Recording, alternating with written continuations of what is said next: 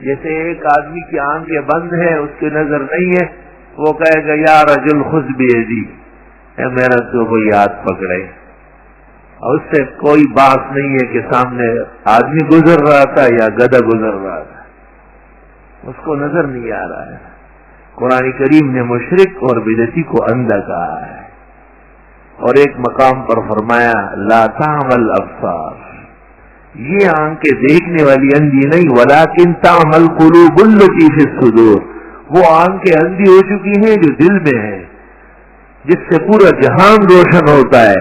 ان آنکھوں سے تو ہمیں صرف سامنے نظر آتا ہے، اور دل کی آنکھوں سے ہمیں آسمان و زمین اور اس کے حقائق اور اس کے پیدا کرنے والا اور اس کی قدرت و ہیبت اور جلالت پوری نظر آ رہی ہے۔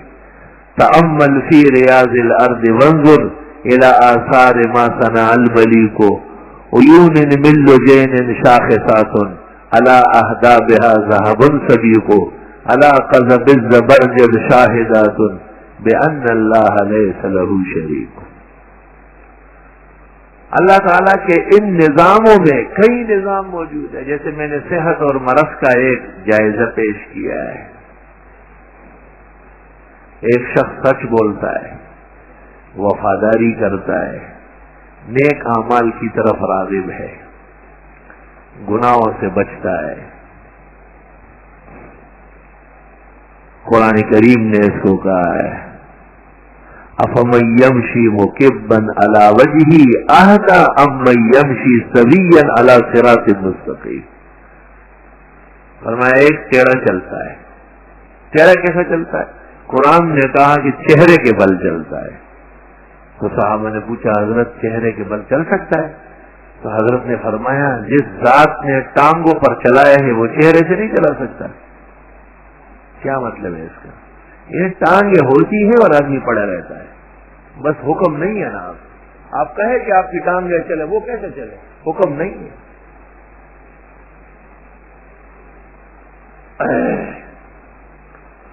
وہ اعرابی اونٹنی پر سوار تھا اور سفر کر رہا تھا۔ اعراب ان کا سب سے بڑا مال اونٹ ہوتا ہے، حدیث میں بھی اونٹوں کے ساتھ تشبیہ دی گئی ہے۔ اچانک اونٹنی لڑکڑانے لگی تو اعرابی سمجھ گیا کہ بیمار ہو گئی ہے، یا پاؤں میں کوئی چیز چھپ گئی یا کھر نکل گیا۔ فوراً اونٹنی سے اترا اور اونٹنی کے چہرے کو دیکھا تو اس سے آنسو ٹپک رہے تھے۔ تو انہیں جو حیوانات سے محبت ہوتی ہے پالنے والوں کو، اس کا بیان میں نہیں کر سکتا ہوں، موضوع سے نکل جاؤں گا۔ فوراً اس کو کہا کہ میں نے ایک قدم بھی آگے نہیں رکھنا ہے جب تک آپ کی خیریت قائم نہ ہو جائے۔ وہ بیٹھ گئی، بیٹھنے کے بعد تھوڑی دیر بعد لیٹ گئی اور اس نے دم دے دیا۔ تو اعرابی غم اور اندوہ کے ماحول میں ترنم کے ساتھ اشعار پڑھنے لگا، اور یہ لوگ مادرزات شاعر ہوتے تھے، زبان ان کی فصیح بلیغ تھی، اس لیے قرآن کریم اس طرح سے نازل ہوا کہ ان کے شعر و سخن پر مٹی پڑ گئی۔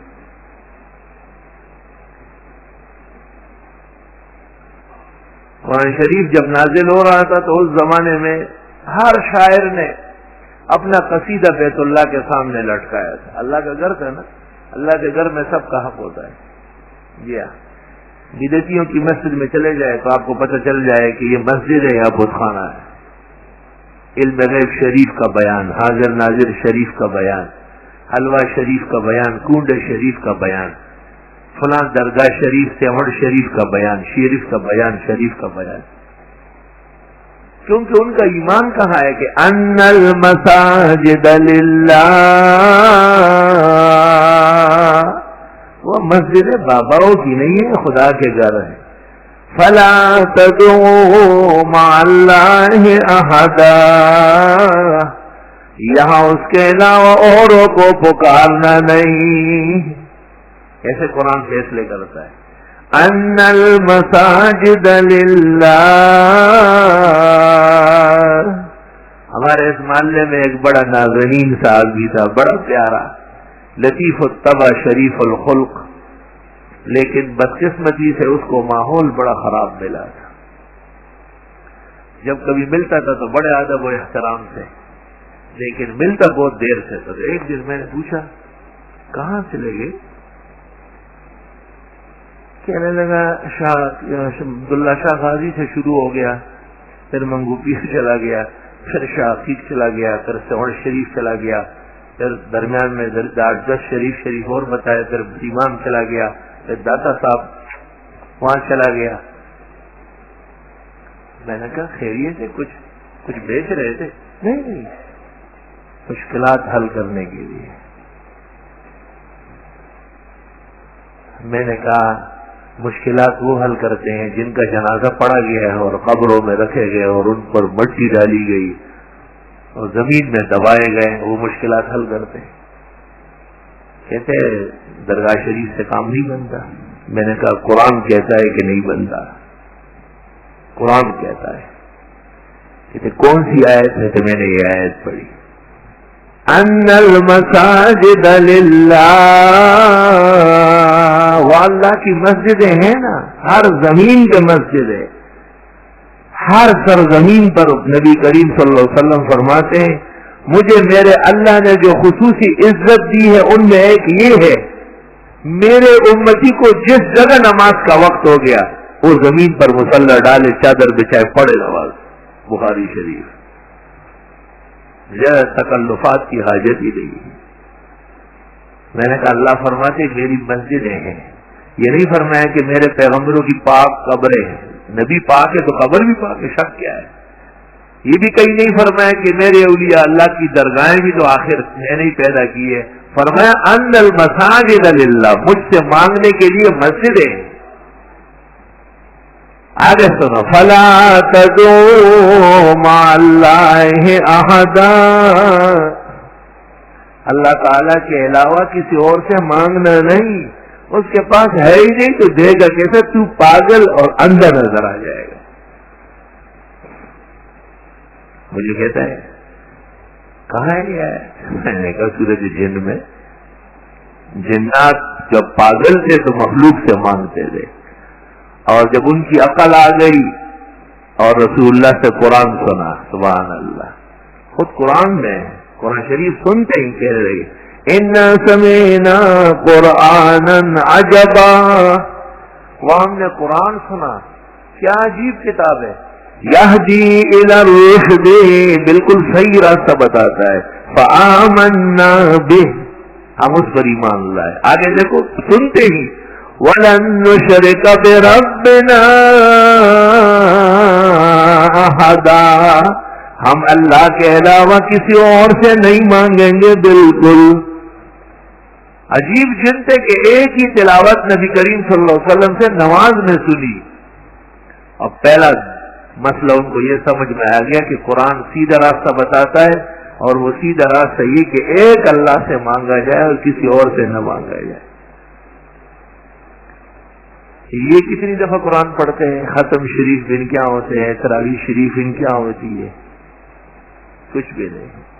ہاتھ اٹھائے ہیں مگر لب پر دعا کوئی نہیں، کی عبادت بھی تو جس کی جزا کوئی نہیں۔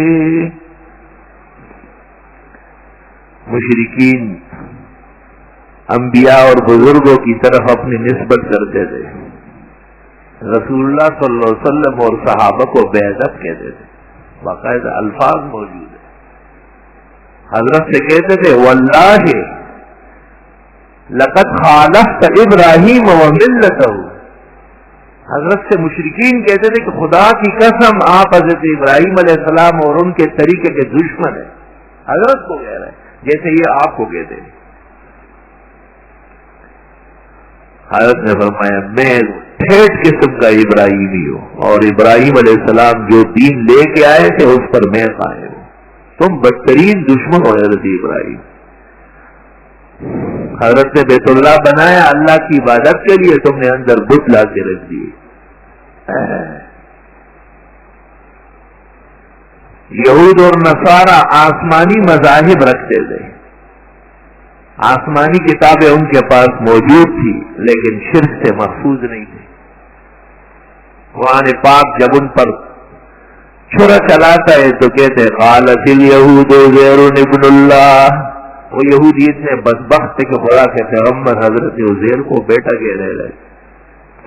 وقالت النصارى مسیح ابن اللہ، عیسائی کہتے تھے عیسیٰ علیہ السلام اللہ کے بیٹے ہیں۔ ہمارے زمانے کی بدعتی محمد نور من نور اللہ، یہ ان کے پتر ہے سارے، وہیں سے بچڑے ہوئے ہیں۔ حضرت صلی اللہ علیہ وسلم کا خاندان معلوم، قبیلہ معلوم، نسب معلوم، حسب معلوم، اسماعیل علیہ السلام اور حضرت ابراہیم تک پاک نسب معلوم ہے، پورا مقدس نسب۔ اور حضرت صلی اللہ علیہ وسلم کا نسب ایک وقت میں 11 بیویاں جمع ہوتی، کل 37 منکوحات اور جواری نسبت میں آئی ہے، کل 37۔ ابن حجر نے فتح الباری میں جلد ثانی میں 2 جگہ ذکر کیا ہے بحوالے محدث دمیاتی۔ وفات کے وقت حضرت کی 9 بیویاں ہیں۔ صحیح قول کے مطابق خدیجۃ الکبریٰ سے 4 بیٹے اور 4 بیٹیاں ہوئی، صرف ایک بچہ حضرت ماریہ قبطیہ سے ابراہیم پیدا ہوا ہے۔ نسب واضح ہے بالکل، قرآن کریم میں ہے سورۃ آل عمران میں کہ عیسائیوں نے رسول اللہ صلی اللہ علیہ وسلم کو گفتگو میں کہا عیسیٰ علیہ السلام تو خدا کا بیٹا ہے اور مریم خدا تعالی کی بیوی۔ ہمارے حضرت جناب نبی کریم صلی اللہ علیہ وسلم ایسی تکلیف دہ باتیں سن چکے ہیں، کتنی تکلیف دہ باتیں۔ آپ سے کوئی بدعتی ٹکرا جاتا ہے تو آپ کا رنگ زرد ہو جاتا ہے اور بڑا خفا ہو جاتے اور دوڑتے ہوئے طرف آ جاتے ہیں۔ حضرت کی خدمت میں 70 علماء، سیاسی لوگ، مالداران، بڑے بڑے جرنیل، کمانڈر، مذہبی زعماء آپ کے خط کے جواب میں آئے تھے۔ آپ نے بادشاہ کو خط لکھا تھا نجران کے کہ مسلمان ہو جاؤ، میں صادق مصدوق نبی آیا ہوں۔ بادشاہ عیسائی مذہب رکھتا تھا، سلیقہ مند تھا، اپنے لوگوں سے کہا کہ دیکھ کے آؤ احوال، تاکہ اسی مناسبت سے جواب دے دیا جائے۔ وہ خدمت میں آئے 70 آدمی۔ حضرت نے دریافت فرمایا کہ تم سب بات کرو گے؟ تو انہوں نے 14 آدمی منتخب کیے۔ حضرت سے کلام کرنا آسان تو نہیں تھا، آپ نے اجازت دے دی کہ 14 کے 14 آدمی کلام کریں مجھے۔ حضرت جبریل آئے اور کہا کہ سورۃ آل عمران کی 87 آیات لے کے آیا ہوں، اور جس ترتیب سے ان کے سوالات تھے اس ترتیب سے آئے تھے۔ وہ سوال کرتے تھے، جبریل آیت پڑھتا تھا کہ یہ پڑھ کے سن۔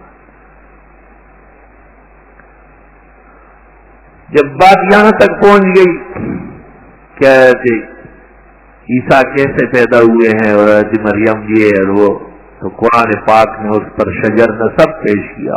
آئے قرآن قربان جاؤ، شرک کی جڑیں کیسے کاٹتا ہے۔ ان اللہ اصطفى آدم ونوحا وآل ابراہیم وآل عمران علی العالمین ذریۃ بعضهم من بعض واللہ سمیع علیم۔ باقاعدہ فرمایا اللہ تعالیٰ نے بڑا درجہ دیا تھا آدم کو بھی، نوح کو بھی، حضرت ابراہیم کو بھی اور آل عمران کو بھی۔ یہ سب ایک دوسرے سے پیدا ہے، نسل و نسب ہے۔ یہ کیا بات ہے تم نے شروع کر دی؟ وہ خدا کی بیوی ہو، خدا کا بیٹا، غلط باتیں کرتے ہو۔ واللہ سمیع علیم، اللہ سب کچھ سننے جاننے والے ہیں۔ اس میں 2 3 4 باتیں معلوم ہو گئی۔ ایک تو یہ کہ واقعی اللہ کے مقدس بندے تھے، لیکن ان کو تقدس اور عزت اللہ نے دی تھی، یہ کوئی شریک پوتے نواسے بھائی بہن بیٹے نہیں ہے، یہ غلط باتیں مت کرو۔ ان اللہ اصطفیٰ آدم و نوح، پورا وہاں سے شروع کرا ہے جب سے انسانیت چلی، وآل ابراہیم وآل عمران علی العالمین ذریۃ بعضھا من بعض بعض کی اولاد ہے۔ حضرت عیسیٰ مریم کا بیٹا ہے، مریم یوحانس کی بیٹی ہے، اور یوحانس حضرت زکریا علیہ السلام کی سالی ہے۔ زکریا اور یحییٰ کا رشتہ پورا آگے چل کر چلا ہے، خاندان، نسب، رشتہ دار، عزیز و اقارب سب پیش کر رہی ہے۔ اس مسئلے کی وضاحت کے لیے کہ عیسیٰ کو ابن اللہ کہنا کفر ہے اور دروغ ہے، تو سمجھو اس سے کہ جناب نبی کریم صلی اللہ علیہ وسلم کو نور کہنے والے قرآن کی روشنی میں کتنے بڑے جھوٹے ہیں۔ جبریل نور ہے تو اس کا کوئی باپ بیٹا نہیں ہے۔ جتنے ملائک ہیں صحیح مسلم میں ہے ان الملائکۃ خلقت من النور، یقیناً فرشتے نور سے پیدا ہوتے ہیں۔ اور حضرت صلی اللہ علیہ وسلم کا نسب، رشتہ، بیٹیاں، بیٹے، بیویاں، سسرال، اعمام، آپ کے چچے، آپ کے ماموں، آپ کا ننیال، ددیال، سب موجود، سب محفوظ۔ بلکہ مسند البزار میں ایک حدیث نظر سے گزری، آپ نے ارشاد فرمایا الا کل نسب و حسب سینقطع، سب نسب ختم ہوتے جائے الا نسبی فلا ينقطع وهو ينفع الى يوم القیامہ، لیکن میرا نسب رہے گا اور قیامت تک فائدہ دے گا۔ حضرت ہاشمی ہے، قرشی ہے، عدنانی ہے، اور قیامت تک کسی نہ کسی پیرائے میں سادات موجود ہے۔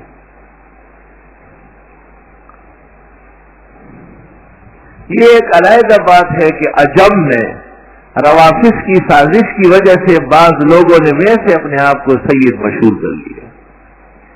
میرے پاس ایک آدمی آتا تھا 20-25 سال پہلے، اس وقت بالکل عام انسانوں کی طرح تھا۔ اب آج کل جب وہ آ جاتا ہے تو اپنے نام کے ساتھ آگے سید لگاتا ہے۔ تو میں نے اس سے کہا کہ یہ کب سے سید ہوئے؟ کہیے اس دن میں نے کچھ کاغذات تلاش کر لیے، اس میں میرا نشر نکل آیا۔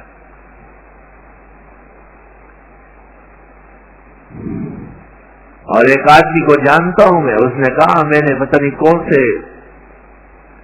ادارے میں درخواست دی اور 30,000 روپے داخل کیے، انہوں نے 18ویں پشت تک مجھے سید لکھ کے دے دیے۔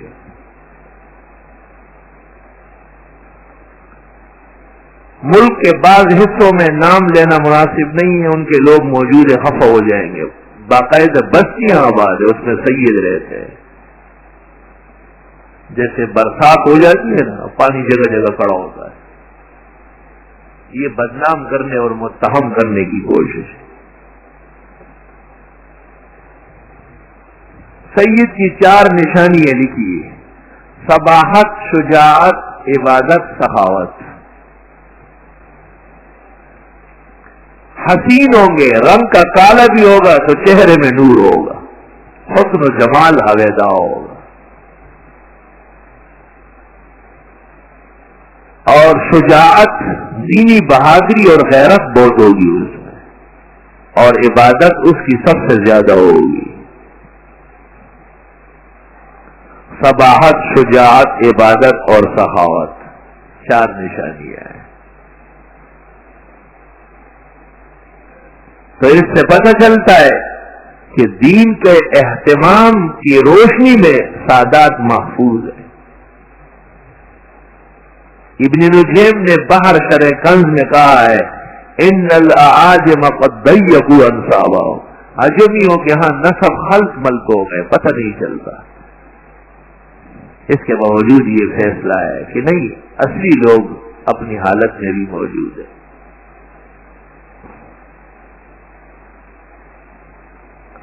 ہمارے رسول جناب نبی کریم صلی اللہ علیہ وسلم کی شان اور مرتبت اور آپ کا ایک معجزہ یہ بھی ہے کہ آپ کی نسل اور نسب اللہ تعالیٰ نے آپ کی بیٹی حضرت فاطمہ سے چلایا ہے.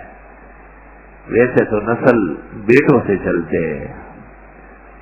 حضرت کے لیے حکم یہ ہے کہ آپ کا کوئی بیٹا بڑا ہو کر کے آپ ان کے باپ نہیں کہلائیں گے. ما کان محمد ابا احد من رجالکم ولکن رسول اللہ وخاتم النبیین. اور اس تسلی کے لیے دو مرتبے ذکر کیے, ایک رسالت اور دوسری خاتمیت. ضرورت کیا ہے؟ بیٹا تو اس لیے ہو کہ باپ کا کام کر دے, آپ کا کام پوری امت کرے گی.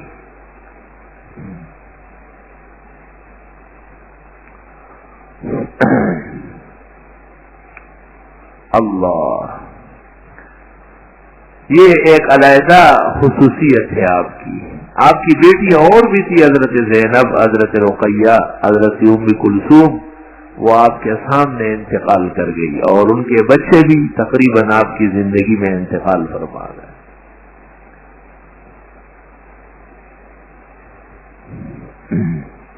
صرف فاطمہ الزہرا رہ گئی اور ان کی اولاد. حسن و حسین تو ہے ہی, ایک چھوٹا بچہ اور بھی ہوا تھا محسن. 3 بیٹیاں بھی ہے, ان میں سے ایک ام کلثوم ہے جس کا نکاح حضرت علی رضی اللہ تعالیٰ عنہ نے بزرگ صحابہ اور خاندان کے مشورے سے حضرت عمر رضی اللہ تعالیٰ عنہ سے فرمایا تھا.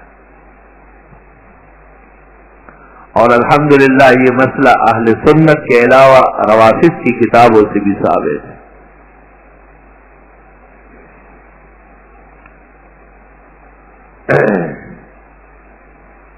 حضرت علی رضی اللہ تعالیٰ عنہ نے فاطمہ الزہرا کی حیات میں کوئی اور شادی نہیں کی, انہیں ضرورت تھی. جیسے خدیجۃ الکبریٰ کی زندگی میں حضرت صلی اللہ علیہ وسلم نے کوئی اور شادی نہیں فرمائی, لیکن خدیجہ کے انتقال کے بعد پھر بہت شادیاں ہوئی. علماء نے حضرت خدیجہ کی افضلیت کی ایک دلیل یہ بھی کہی کہ جب تک وہ تھی تو کسی اور کی ضرورت ہی رہی.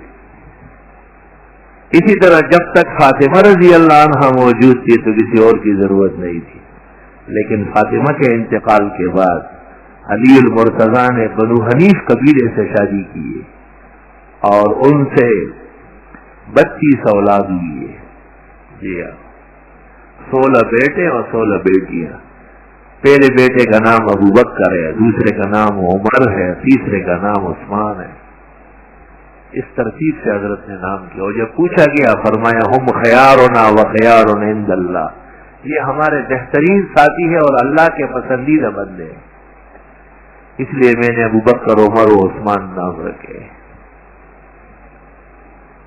ان میں سے ایک محمد بھی ہے, محمد ابن الحنفیہ کہلاتے ہیں. یہ محمد ابن الحنفیہ اپنے زمانے میں اتنے بڑے عالم ہوئے کہ میزی نے اپنے تراجم کمال میں لکھا ہے کہ محمد ابن الحنفیہ کے بارے میں سلف کہتے ہیں اگر اس کا علم روئے زمین پر بڑھ جاتا تو ایک شخص جاہل نہیں رہتا. اتنا بڑا عالم. اس تمام علوم کے باوجود کربلا کے واقعات میں اپنے بھائیوں کے ساتھ شریک نہیں. معذرت فرمائیے کہ یہ کام ہمارا نہیں, اس لیے روافض ان کا ذکر کم کرتے ہیں. لیکن امام زین العابدین اور جعفر صادق سے جب ان سے پوچھا جاتا تو کہتے تھے ماشاء اللہ منارت علم ویدل علی اسلافنا واجدادنا, علم کا مینار ہے ہمارا یہ بھائی, ہمارے نانا جان اور میرے والد کی زندگی کی دلیل ہے. محمد ابن الحنفیہ جب اس کا ذکر کتاب میں آتا ہے تو علماء لکھتے کان عالما متبحرا مجتہدا نہریرا حافظا للدین والاحادیث.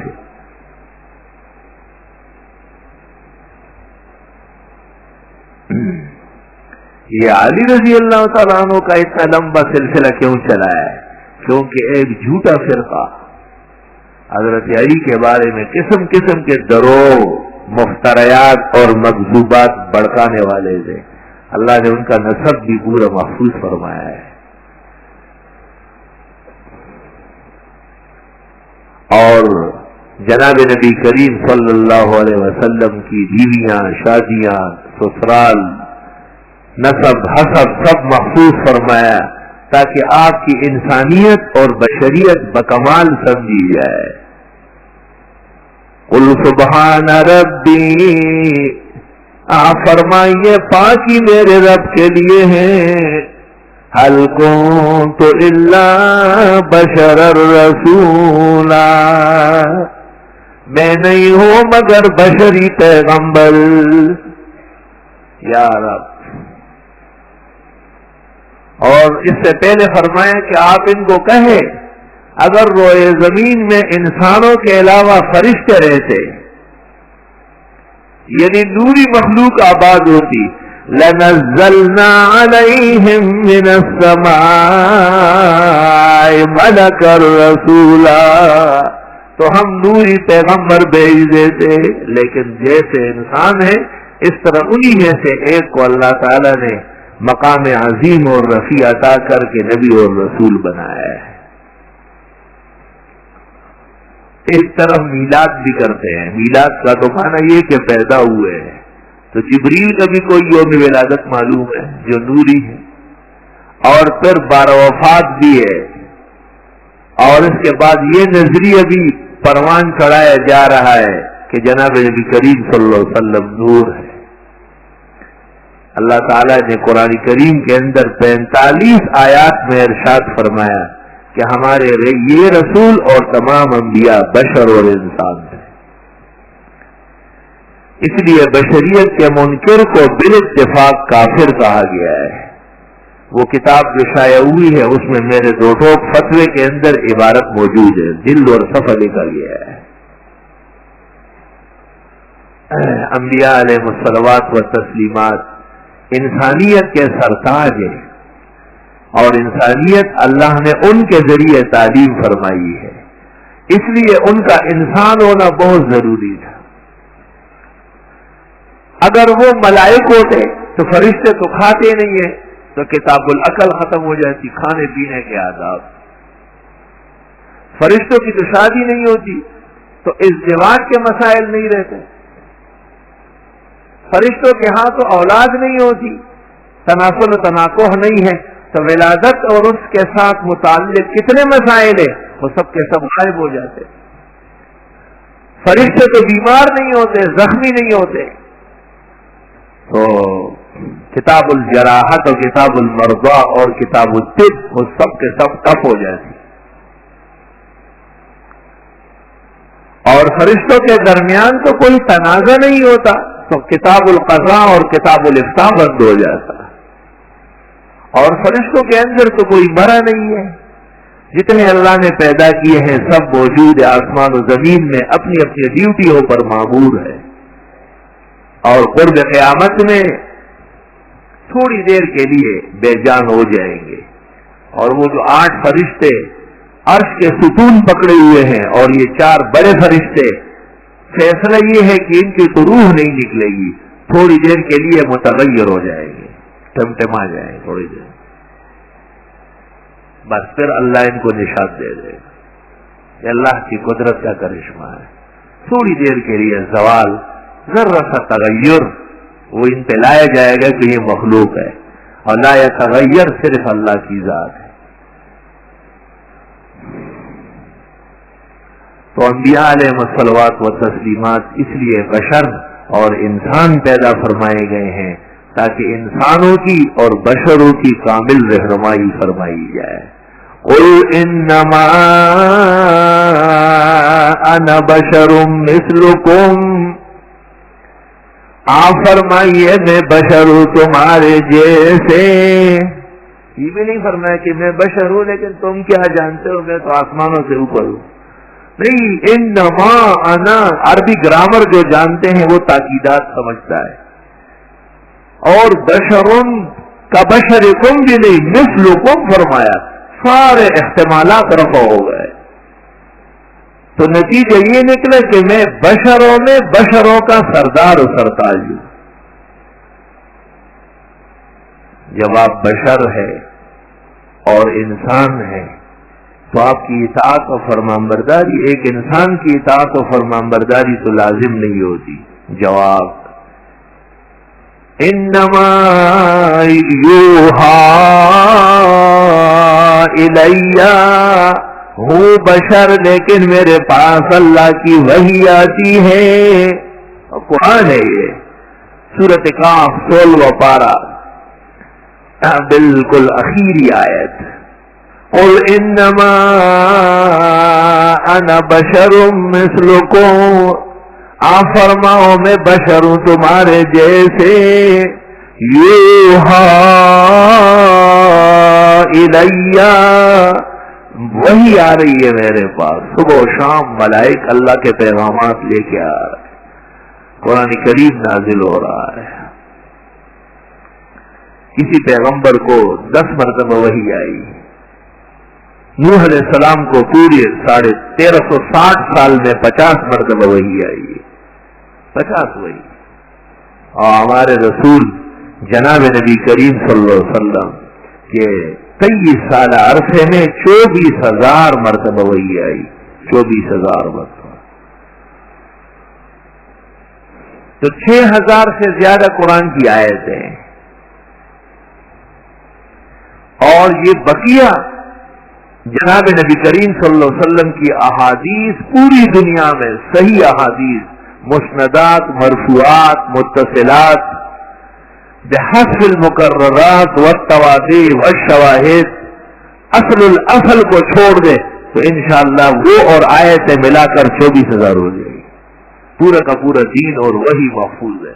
یہ ایمان ہے ہمارے مسلمانوں کا کہ جس طرح قرآن کریم وہی ہے اس طرح احادیث بھی وہی ہے.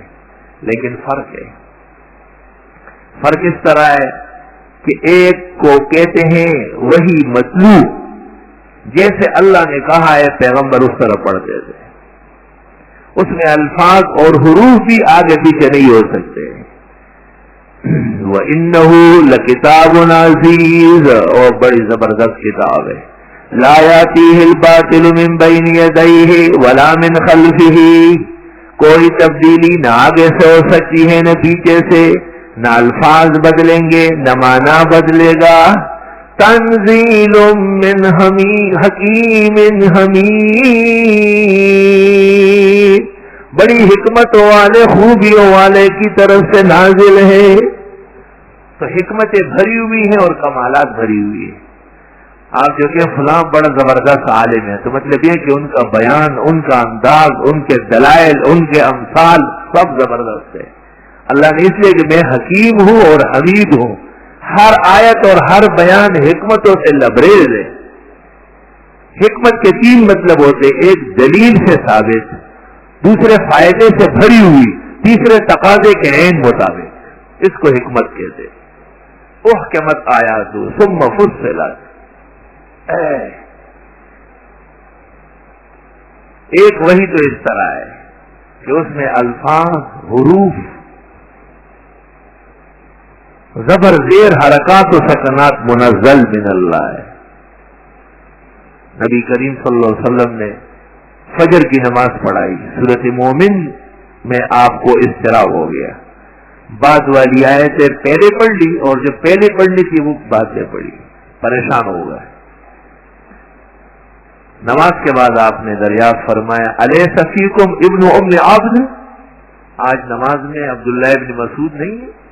آہا، کیسے اعتماد ہے ان پر؟ یا اللہ، حضرت پوچھ رہے. ذہبی نے لکھا ہے کہ حضرت ابن مسعود ابو بکر، عمر، عثمان و علی کے ساتھ صف اول میں ہوتے تھے. ابن مسعود دوسری صف میں کم دیکھے گئے، صف اول کے آدمی. حضرت موجود، آپ کے ہوتے ہوئے آیتیں غلط پڑھی. عبداللہ بن مسعود نے کہا حضرت میں سمجھ گیا تھا لیکن آپ پر نازل ہو رہا ہے تو میں نے کہا جب اس طرح پڑھی گئی تو آج اللہ کا حکم ایسا آیا ہوگا کہ ایسا پڑھنا ہے. تو آپ نے فرمایا لو نسخ لاخبرتکم، اگر ایسا ہوا ہوتا میں تمہیں بھی بتا چکا ہوتا. یہ نہیں ہو سکتا کہ اللہ کا حکم آئے اور اپنے پاس رکھوں میں، فوراً اس کا اعلان کرنا پڑے گا. مطلب یہ کہ جس ترتیب اور تنزیل تحکیم کے ساتھ موجود ہے اور امت پڑھ رہی ہے، نبی بھی اس طرح پڑھنے کے پابند اپنے آپ کو سمجھتے ہیں. فوراً وضاحت فرمائی کہ نہ، اگر تبدیلی آ چکی ہوتی تو میں کہہ چکا ہوتا، اور جب میں نے نہیں کہا تو اٹل ہے. اللہ، یہ وہی آپ کی عجیب شان کی ہے. آپ خود فرماتے ہوا شد علیہ، بڑی شاخ گزرتی. اس وحی کے دوران جناب نبی کریم صلی اللہ علیہ وسلم کی بشریت کو مزمحل کر کے ملکوت سے ملا لیتے تھے، اور آسمانوں سے ملک آپ کے دل پر نقش کرتا تھا. آیت نقش ہو جائے کذالک، ایسے ہی نازل ہوگا. لنثبت بہ فؤادک، تاکہ اس کو مضبوط کر دیں آپ کے دل میں. یا رب، حضرت یاد کرنے کی کوشش کرتے تھے جلدی جلدی. فرمایا لا تحرک بہ لسانک لتعجل بہ، زبان کو حرکت کی نہ دے جلدی لینے کے لیے. ان علینا جمعہ وقرآنا، میرے ذمہ ہے آپ کے سینے میں بٹھانا اور اوروں کو بتانا.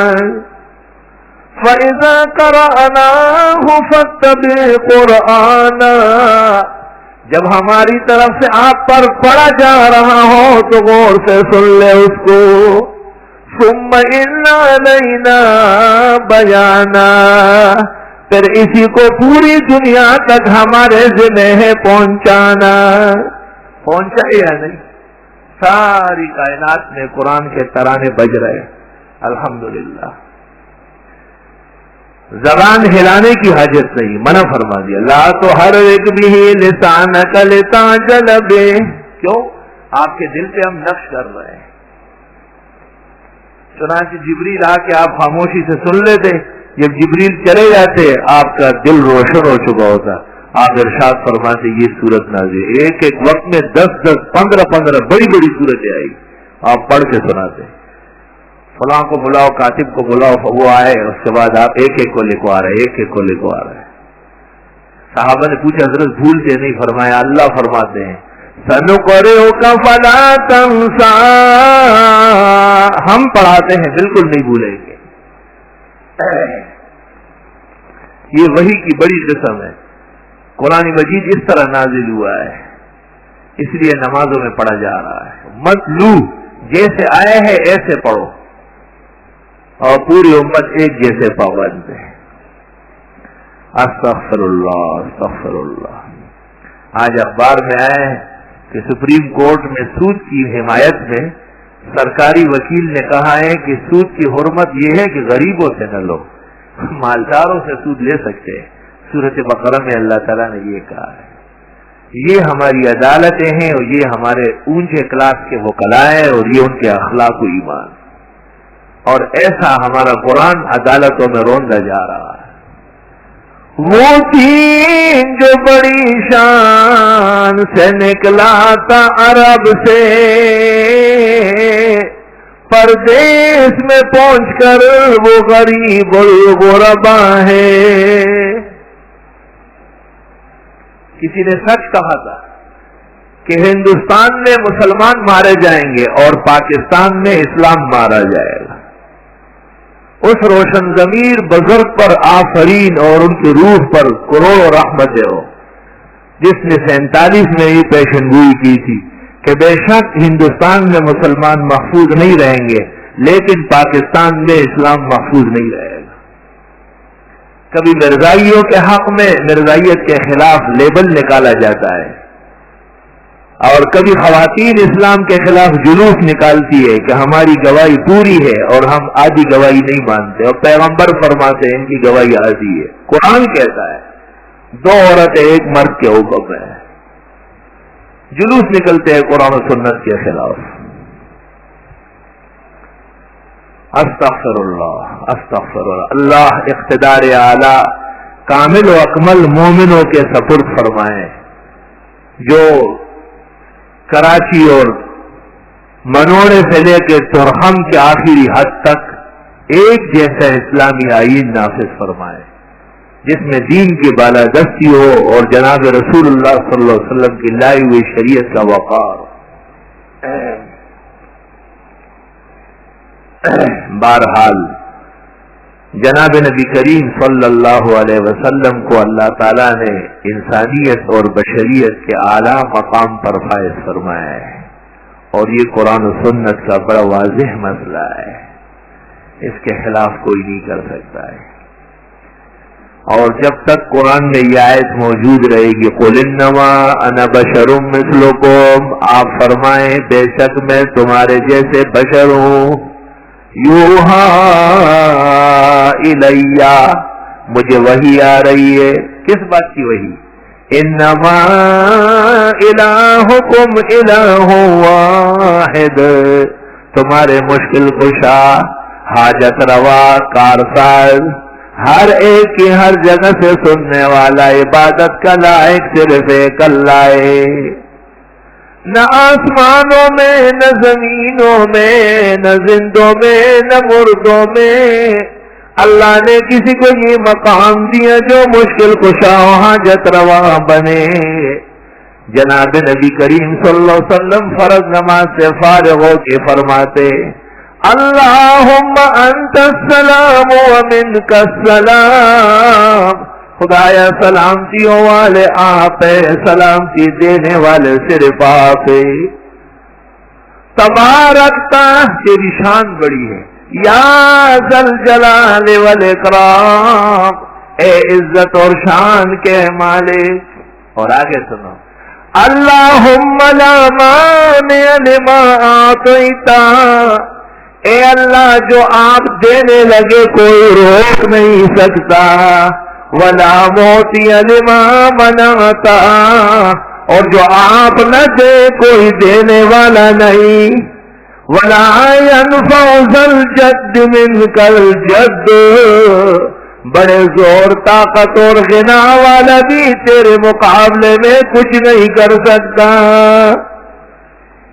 یہ آپ اجتماعی نماز پڑھانے کے بعد پڑھتے تھے اور امت کو تعلیم دیتے تھے کہ خدا کو پہچانو، جس کے لیے ہم نے سجدے کیا، قیام اور رکوع کیا، وہ اتنا بڑا ہے۔ اور میں بندوں کا سب سے بڑا سردار اور سرخیل اعلان کرتا ہوں کہ میں بھی مشکل کشا و حاجت روا نہیں تو اور کون بنے گا۔ مولانا روم نے خوب کہا ہے، جب حضرت موسیٰ و خضر کا قصہ ذکر کیا کہ حضرت موسیٰ کو پتہ نہیں تھا، آگے بڑھ گئے، پیچھے آئے، خضر یہ کرتے ہیں وہ کرتے، حضرت موسیٰ پریشان، تو مولانا روم جوش میں آئے، وہ فرماتے ہیں علم موسیٰ چوک ود در غیب بل، موسیٰ علیہ السلام جب غیب دان نہیں ہے، علم موسیٰ چوک ود در غیب بل، حضرت موسیٰ جیسے کلیم، توریت اور شریعت مستقلہ کے پیغمبر، خدا کے خاص رازدار اور خصوصی باتیں کرنے والا، غیب دان نہیں۔ علم موسیٰ چوب ود در غیب بل، علم موشی کے بود در غیب ال، پھر اور کوئی چوہا ادھر ادھر کا کہاں سے غیب دان بنے گا؟ نبی کے سامنے کسی کی حیثیت کیا ہے؟ جب کلیم اور توریت کا مالک نبی غیب دان نہیں ہے، ادھر ادھر کی کہیں بھی جھنڈا کھڑا کرو خدا بنا دو اس کو، تلک اذن قسمت دیزا، یہ بڑے نالائقوں کی باتیں ہیں۔ ایک وہی تو یہ ہے، قرآن آیا، 114 سورتیں نازل ہو گئی ہے، 86 مدینہ میں اور باقی سب کے سب مکہ مکرمہ میں، اور مکی اور مدنی تقسیمات ہو گئی ہے۔ لیکن یہ آ کے دیکھو کہ دوسری وحی کیا ہے؟ دوسری وحی جناب نبی کریم صلی اللہ علیہ وسلم کی وہ احادیث جو آپ ارشاد فرماتے ہیں۔ حضرت جو گفتگو فرماتے ہیں وہ وحی ہے۔ حضرت نے کسی کو کہا تجھے 10 نہیں کیا، حضرت نے فرمایا 20 نہیں کیا، حضرت نے کہا چلے جاؤ، ہم بیٹھ جاؤ. کسی پر آپ ناراض ہو گئے, کسی سے خوش ہوئے, یہ وہی ہے. یا رب وما ينطق عن الهوى, قرآن پاک ضمانت دے رہا ہے حضرت اپنی خواہشات سے نہیں بولتے. ان هو الا وحی یوحی, یہ بھی وہی ہے جو ان کو کی جا رہی ہے. یا رب اس کی مثال کیا ہے؟ حکیم الامت مولانا اشرف علی صاحب رحمت اللہ علیہ نے اشرف الجواب کے اندر اس کی مثال دی ہے, بڑی زبردست مثال, بہت سمجھ میں آنے والی. کہ دیکھو بادشاہ اپنے معتمد پر دو طریقے سے اعتماد کرتا ہے. ایک اپنا پیغام لکھا ہوا ان کو دے دیتا ہے, یہ ہمارا پیغام ہے, آپ لوگوں کو سنا دیں. اور لوگوں کو اعلان ہوتا ہے کہ جو یہ پیغام مانے گا وہ میرا تابعدار ہوگا, اور جو اس سے منہ موڑے گا وہ میرا دشمن ہوگا, وہ میری دشمنی کے لیے تیار ہو جائے. یہ قرآن کریم کی وحی سمجھ لو, جو کی تو جیسے اللہ نے کلام صادر کیا ہے مکہ اور مدینہ میں نازل ہوا ہے. یا رب یا رب. دوسری وحی یہ ہوتی ہے, اس کی مثال ایسا سمجھو کہ بادشاہ اپنے معتمد سے کہتا ہے آپ میری بات سمجھ چکے ہیں, آپ میری منشا جانتے ہیں, اب اپنے الفاظ میں لوگوں کو سمجھاؤ, جو تو کہے گا وہ میرا ہوگا. وہی احادیث کی شکل میں جو وہی ہے وہ حضرت کو اختیار دیا گیا ہے کہ جو کلام آپ کریں گے وہ کلام میرا ہوگا. وَمَن يُطِعِ الرَّسُولَ فَقَدْ أَطَاعَ اللَّهَ, یہ زمانہ سے. وَمَا أَرْسَلْنَا مِن رَّسُولٍ إِلَّا لِيُطَاعَ بِإِذْنِ اللَّهِ, دونوں وہی ہے مطلوب جن کے الفاظ اور حروف بھی اللہ کے ہاں سے نازل ہے قرآن کریم, اور حضرت کی پوری زندگی دونوں ایک متن کی شرح ہے, دونوں ایک خزانہ قدیر کا فیض ہے. اللہ تعالیٰ نے بندوں کے ساتھ احسان فرمایا, جناب نبی کریم صلی اللہ علیہ وسلم کو ان کے الفاظ میں وحی کی اجازت دے دی, اور ایسا پہلے ہو چکا ہے. پہلے انبیاء علیہ السلام کے پاس جب وحی آئی ہے تو ان پیغمبروں کو پیغام دیا گیا, اور پھر فرمایا اب اس کی تشریح کر لو, میرا پیغام اور تیری تشریح دونوں میرا پیغام ہے. اِنَّا أَوْحَيْنَا إِلَيْكَ كَمَا أَوْحَيْنَا إِلَى نُوحٍ وَالنَّبِيِّينَ مِن بَعْدِهِ, یہ آیت ہے جو بخاری بدل الوحی میں لائے. ہم نے آپ کو وحی کی جیسے آپ سے پہلے نوح کو کی تھی. تو نوح علیہ السلام کے پاس کتاب نہیں ہے, صحیفہ بھی کوئی نہیں ملا. وہ خدا جو فرماتے کہ میں نے وحی کی وہ کس شکل میں تھی؟ نوح کے الفاظ میں تھی. اور اللہ فرماتے وحی وہی ہے. امام بخاری بدل الوحی میں یہ آیت اس لیے لائے کہ بتانے کے لیے کہ جس طرح قرآن وحی ہے اس طرح احادیث رسول بھی وحی ہے. چنانچہ امت کا اس پر اتفاق ہے کہ جس طرح قرآن کریم کے وحی ہونے پر ایمان لانا فرض ہے, محمد الرسول اللہ صلی اللہ علیہ وسلم کی احادیث کے وحی ہونے پر بھی ایمان لانا فرض ہے. اگر کوئی قرآن کو آسمانی کتاب مانتا ہے لیکن رسول اللہ کی احادیث کو وحی خداوندی نہیں سمجھتا, وہ ایسا کافر مرتد اسلام سے خارج جیسے ابو جہل و فرعون و حامان کافر. منکر حدیث بے اتفاق امت اسلام سے خارج. منکر حدیث. بہرحال ہمارے رسول جناب نبی کریم صلی اللہ علیہ وسلم دیگر انبیاء اور مرسلین کی طرح اللہ کے بندے انسان اور بشر ہیں. اب ایک مسئلہ پیش آتا ہے, بدعتی جب لوگوں کو دھوکہ دیتا ہے تو وہ کہتے اوہو بشر ہے, یہ تو بڑی بے ادبی ہے. نور ہونا ضروری ہے. قرآن پاک سے پوچھنا چاہیے کہ تو اللہ کی کتاب ہے، آپ فیصلہ کر کے ہمیں بتا کہ نور بڑا ہے یا بشر بڑا ہے. ابھی 2 منٹ میں فیصلہ ہو جائے گا. اللہ فرماتے ہیں میں نے ملائک کو کہا انی جاعل فی الارض خلیفہ، کہ میں زمین میں اپنے احکام نافذ کرنے کا ایک معتمد پیدا کروں گا. اور سورۃ ہجر میں ہے فَإِذَا سَوَّيْتُهُ وَنَفَخْتُ فِيهِ مِن رُوحِي، جب میں اس کو ٹھیک کر دوں، روح بھی ڈالوں، فَقَعُوا لَهُ سَاجِدِينَ، سب سجدہ کر لو، آدم کا سجدہ کر لو. آداب بجا لانا پڑے گا. کن کو کہہ رہے ہیں؟ ملائک کو. اور ملائک بالاتفاق نور ہے. نور کے لیے فیصلہ ہے کہ آپ کو بشر کا سجدہ کرنا ہے.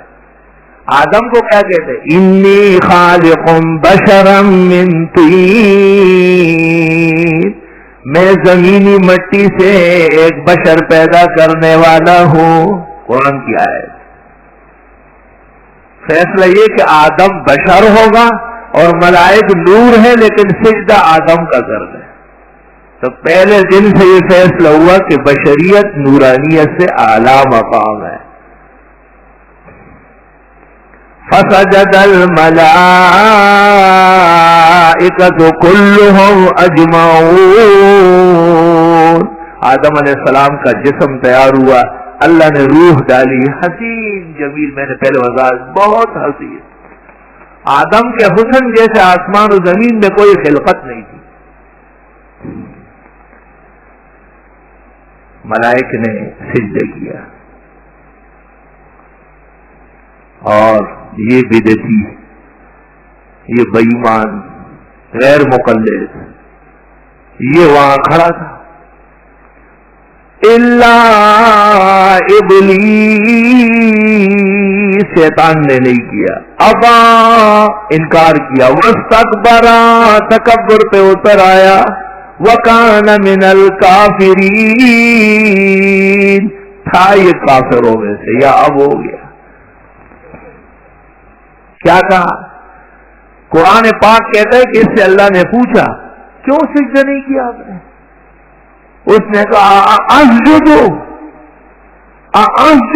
سوالیہ، میں سجدہ کروں لمن خلقتہ بشرا من طین، جس کو آپ نے بشر بنایا ہے. نبی کی بشریت پر اعتراض کرنے والا پہلا ابلیس. انبیاء کی بشریت کو نور سے کم سمجھنا یہ ابلیس کا پہلا نظریہ ہے، جس کی آج میلادوں کی مجلسوں میں پراپیگنڈے اور نشر و اشاعت کی جا رہی ہے. یہ گنجی پگڑی والا کوئی کھڑا تھا. حدیث میں ہے جب حکم آیا کہ تم میں سے ایک اس کی بے ادبی کرے گا وہ ملعون ہوگا، تو اس نے بڑی اپنی حیات ویت بنائی ہوگی. اس نے کہا دعا مانگی سب کے لیے اور اپنے لیے نہیں مانگی. تکبر. حکم یہ ہے کہ سنت طریقہ یہ ہے کہ زمانے کا کتب اور بدل بھی اگر دعا کرے پہلے اپنے لیے کرے، یا اللہ میری مغفرت فرما اور ان مسلمانوں کی، خدایا میرے گناہ معاف فرماؤ سارے مسلمانوں. یہ نہیں کہ آپ کے گناہ معاف، آپ پہلے اپنے معاف کروائے. اور یہ سنت طریقے نبی کی دعاؤں میں ہے، رب اغفر لی ولجمیع المسلمین. اللہ تعالیٰ نے فرمایا یہی تکبر کرے گا اور یہی مار کھائے گا. جب اس نے کہا کہ میں اس لیے آدم کا سجدہ نہیں کرتا کہ یہ بشر ہے، تو کیا کہنا چاہتا تھا؟ اگر یہ آدم نوری ہوتا تو پھر میں اس کو مانتا. تو انبیاء کو نور کہنا یہ ابلیس کی تعلیم کا پہلا مرحلہ ہے، اور انبیاء علیہ السلام کو بشر اور ان کے مقام کو نور الانوار تسلیم کرنا یہ ہمارے مسلمانوں کا ایمان ہے. 1400 سال کی امانت ہے، اس میں کوئی شک ہی نہیں. اللہ تعالیٰ نے کیا فرمائی نہیں کہ کوئی بات نہیں، بڑے ادب سے بات کر رہا ہے اور آخر میرے پیغمبر کو نور کہنا چاہتے ہیں. فرمایا فاخرج منہا، نکل یہاں سے، فإن علیک اللعنۃ الی یوم الدین، قیامت تک تجھ پر لعنت برسے گی۔ جو انبیاء کی بشریت و انسانیت پر اعتراض کرے اور انہیں انبیاء کے منصب کے منافی سمجھے اور انبیاء کو انسانیت و بشریت سے نکال کر نور کی طرف لے جانا چاہتے ہیں، اللہ فرماتے ان علیک اللعنۃ الی یوم الدین، ایسے لوگوں پر قیامت تک لعنت برس رہی۔ قرآن کے منکر جاہد و عاند۔ اس لیے دنیا کے اندر مومن کے دو سرمائے ہیں، ایک ایمان عقیدہ صحیحہ اور دوسرا عمل محمد رسول اللہ صلی اللہ علیہ وسلم کے بتائے ہوئے طریق کے مطابق تعلیم، تعلم، رہنا سہنا۔ بہترین ملک اللہ تعالیٰ نے ہمیں دیا اور مسلمانوں نے بڑی قربانیاں دی، ہائے ہائے ہائے وہ قربانیاں ختم ہو رہی ہے، ہائے ہائے ہائے۔ آج بھی مسلمان ہند اس جرم میں مارے جا رہے ہیں۔ بجرم عشق تو ہم نے کوشید غوغائی، تو نیز بر سر بام آمدی تماشائی۔ ہندوستان کے مسلمان اور ان کی قربانیاں سبحان اللہ تاریخ کا ایک روشن باب ہے۔ صرف اس لیے قربانیاں دی گئی تھی کہ انہیں ایک علیحدہ ٹکڑا ملے اور وہ ٹکڑا دو ٹکڑے کر کے ایک بنگلہ دیش بن جائے، اس کا نام مشرقی پاکستان کا تاریخ سے نکل جائے اور دوسرے کے اندر سود کی حمایت جاری ہو، اسلامی آئین کا مقابلہ ہو، سنتوں کے خلاف بدعت کا پرچار ہو اور توحید کے عقیدے کے مقابلے میں شرک کا بھرمار ہو رہا ہو۔ اس لیے ملک بنا۔ افسوس، صد افسوس، مسلمانوں کو اپنے دین پر غیرت کرنا چاہیے، اور چونکہ دین کے ساتھ معاملہ انصاف کا اور تعظیم کا نہیں رہا، اس لیے آئے دن اللہ ان کو پریشانی سے دوچار کرتا ہے۔ آج ہندوستان کے ایک وزیر نے کہا ہے کہ امریکہ پاکستان کو پیچھے ہٹا سکتا ہے، اور کہا ہے کہ پاکستان ہی نے طالبان پیدا کیے تھے اور وہ ان کے خاص لوگ اور دست راز تھے، لیکن امریکہ کے کہنے سے ان کو ذبح کر دیا۔ تو امریکہ ایک مہربانی اور کر لے اور کشمیر سے باہر نکالے۔ آج کے جنگ اخبار یہ توقعات کیوں پیدا ہوئی؟ اس لیے کہ ہم اپنے اسلامی آئین کے نفاذ میں مخلص نہیں۔ خدا کی قسم جنرل مشرف صاحب بہت باتیں کرتے ہیں اور اپنے حساب سے بڑی غیرت بڑے کام چلا رہا ہے، لگا ہوا ہے، ایک قدم اٹھائے اور آج مغرب و عشاء کے درمیان میں کہے کہ پورے ملک پر اسلام نافذ کر دیا گیا اور اسلام کے مقابلے کے تمام قوانین جسم سے لوئر کورٹ سے لے کر کے سپریم کورٹ تک تمام اتھارٹی لا کو پابند کر دے۔ آپ دیکھ لیں اگلے دن کشمیر مقبوضہ آزاد کشمیر کی طرف پاکستان کا حصہ ہو، زیادہ باتوں کی ضرورت ہی نہیں۔ لیکن کون سنتا ہے کہانی میری اور پھر وہ بھی زبانی میری۔ اللہ ان کے دلوں میں غیرت، انصاف، عقل اور سچ مچ ملک کی محبت ڈالے۔ حضرت عمر رضی اللہ تعالیٰ عنہ جب روم کے بادشاہ اور ان کے درمیان لڑائی ہونے والی تھی تو بادشاہ روم نے اپنے ایک خفیہ وفد بھیجا۔ انہوں نے مسلمانوں کی طرح داڑیاں رکھی، سر پر عمائم رکھ کے پگڑیاں باندھی اور ظاہری کیفیت مسلمانوں کی بنائی، اور وہ لوگ مدینہ منورہ آئے۔ حضرت عمر رضی اللہ عنہ سے ملاقات کی، خیر خیریت دریافت کی اور کہا کہ ہم چند دن یہاں رہنا چاہتے ہیں، اسلامی حکومت دیکھنا چاہتے ہیں۔ حضرت نے فرمایا کہ تکلیف کی آپ نے، جس جگہ بھی ہماری حکومت ہے وہ اور مدینے کی حکومت ایک ہے، کوئی فرق نہیں ہے، چلو آپ آئیں ٹھہرو۔ جتنے دن ان کو کہے گئے تھے انہوں نے گزار دیے. واپس جب چلے گئے اور کیسری روم نے ان سے پوچھا کیف وجدتم، کیسے تھا وہ خلیفہ؟ کہ لا یخدع ولا یخدع، نہ دھوکہ دیتا ہے اور نہ دھوکہ لیتا ہے، دھوکہ کھاتا بھی نہیں. تو کیسری روم نے کہا لڑائی مشکل ہو جائے گی. کہ لا یخدع کا مطلب یہ ہے کہ آسمانی مذہب پر مکمل ایمان ہے، اور اسلام کی پہلی تعلیم یہ ہے کہ لوگوں کو دھوکے مت دو، جھوٹ مت بولو، فریب مت کرو، دغابازی چھوڑو، ناحق نقصان مت کرو. لا یخدع، یہ تعلیم نبوت کی ہے، اور نبوت آسمانی علم ہے.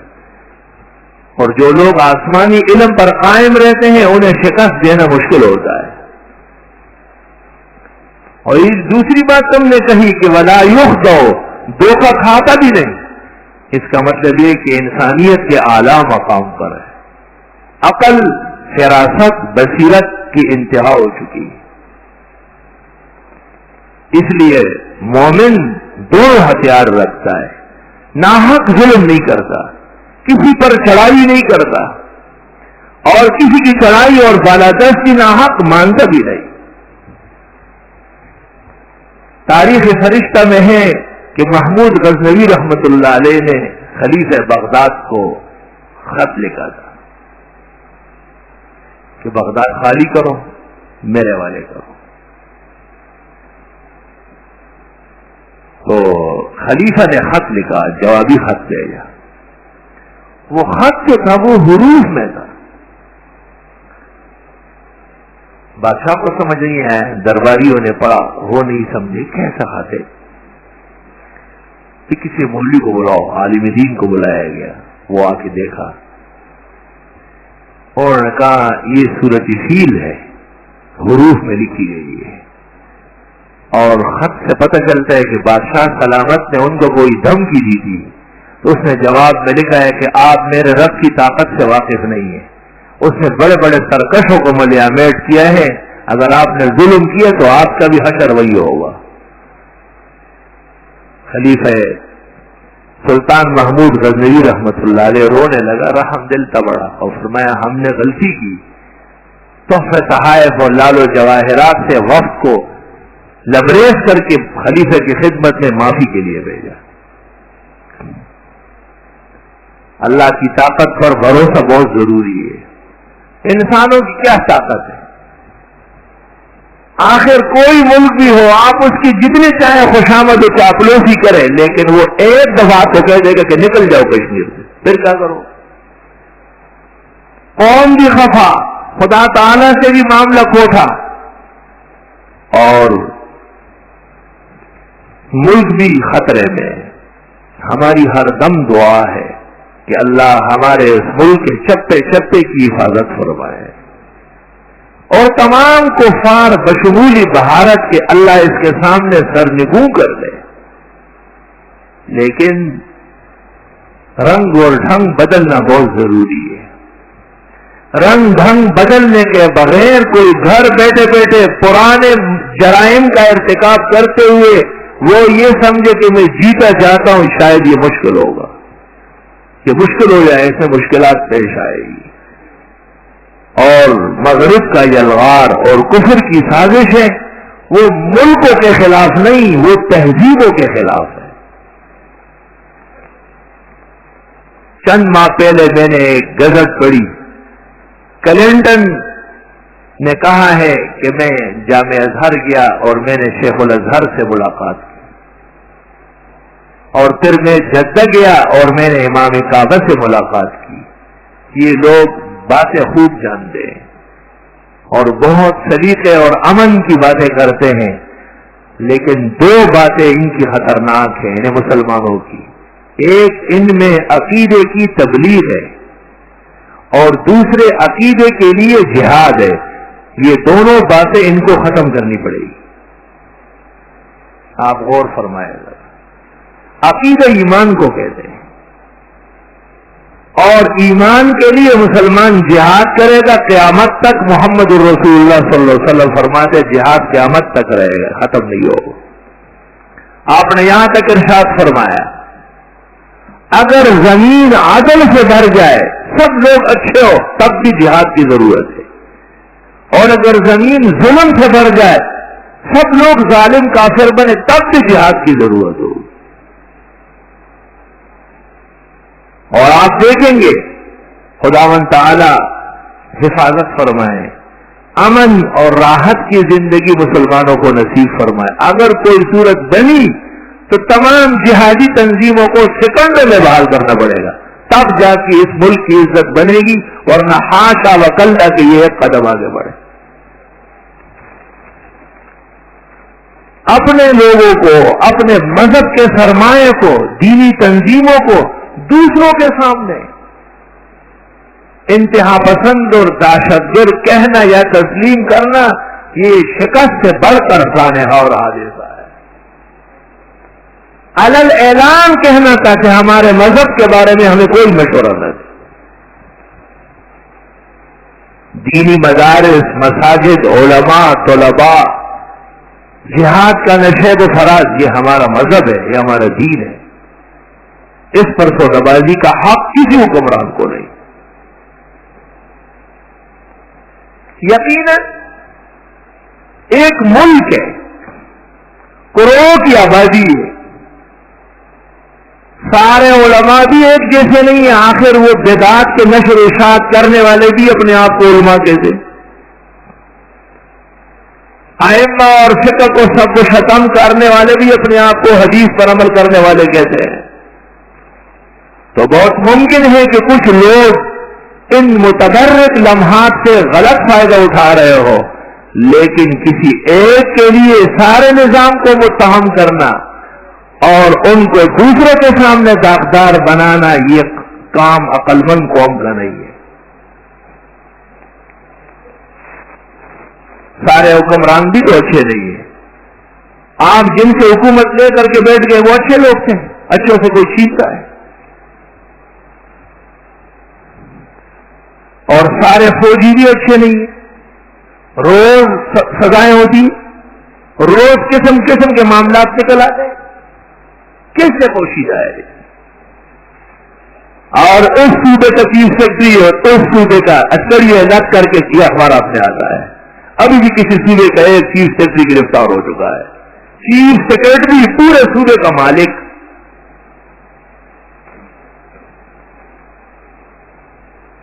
تو جب ہر فیلڈ میں اور ہر میدان میں کچھ لوگ قابل اعتراض ہوتے ہیں، ایک محلے میں سارے لوگ پرسکون رہتے ہیں، ایک دو ایسے بھی ہوتے جن سے لوگ پریشان ہوتے، ایک گھر میں 8-10 افراد رہتے ہیں، ایک آدھ بیٹا ایسا بھی ہوتا ہے، سب گھر والے ان کی وجہ سے خفا ہو جاتے ہیں، لیکن نہ انہیں گھر سے نکالا جاتا ہے، نہ سب سے نکالا جاتا ہے، نہ محلے کے اس آدمی کی وجہ سے کوئی محلہ چھوڑتا ہے، نہ اسے سزائے موت دلواتے ہیں۔ دنیا کا نظام ہے، جس جنگل میں ہرنیاں رہتی ہے وہاں خنازیر دیگر کیڑے بھی آباد رہتے ہیں، مگر دوسروں کے سامنے یہ سمجھنا کہ ہمارے مدارس میں جو تعلیم دی جاتی ہے، پاکستان کے 52 سالہ تاریخ میں کسی اور ادارے نے اس کی مثال پیش نہیں کی۔ سارے ادارے تو ناکام ہیں آپ کے، کوئی ڈاکٹر، کوئی انجینئر، کوئی پولیس افسر، کوئی فوجی بڑے عہدے پہ آ نہیں سکتا جب تک باہر سے سرٹیفکیٹ لے کے نہ آئے، مگر الحمدللہ مدرسوں سے پڑھنے والے قاری، حافظ، خطیب، مؤذن، امام، مدرس، شیخ الحدیث، شیخ التفسیر، مفتی، بہترین مجاہد، میں کہتا ہوں اگر ہماری حکومتوں میں سلیقہ آیا تو یہ شکریہ ادا کریں گے۔ اور ایک موقع پر اس نے کہا ہے، میں نے پڑھا، ایک موقع پہ اس نے کہا ہے کہ میں نے تو بش کو کہا کہ آپ مدرسوں کے بارے میں رہنے دیں، ہمارے مدرسوں کا بہت بلند کردار ہے، لیکن افسوس کہ بات پہ رہا نہیں جاتا ہے۔ ایک موقع ایسا آیا ہے کہ اس نے کہہ دیا ہے کہ ہمارے مدرسوں کے نام نہ لے آؤ۔ ان کا کردار بہت شیرین اور بڑا صاف ہے، اور انہوں نے معاشرے کی وہ خدمت کی کہ حکومت کی کوئی ایجنسی نہیں کر سکتی۔ آپ خود سوچیں، نماز لوگ مدرسوں اور مسجدوں سے سیکھتے ہیں، روزہ ان کو یہیں سے معلوم ہوتا ہے، زکوٰۃ کے مسائل یہیں سے جانتے ہیں، حلال و حرام، نکاح و جنازہ، طلاق، سارے معاملات وہ تو علماء ہی کے ہاتھ میں ہوتے ہیں، انہی کی روشنی آگے پھیل رہی اور معاشرہ بن رہا ہے۔ تو ضرورت اس بات کی ہے کہ ملک کے تحفظ کے ساتھ مساجد، مدارس، علماء، طلباء اور اللہ کے دین کی سربلندی کے لیے جہاد کرنے والوں کی عزت اور وقار کو تحفظ دے دیا جائے۔ اللہ رب العالمین ہمارے حکمرانوں کو اور معاشرے کو دین کی قدر جاننے کی توفیق عطا فرمائے۔ وآخر دعوانا ان الحمد۔ اللہ اکبر، اللہ اکبر، اللہ اکبر، اللہ اکبر، اشہد ان لا الہ الا اللہ،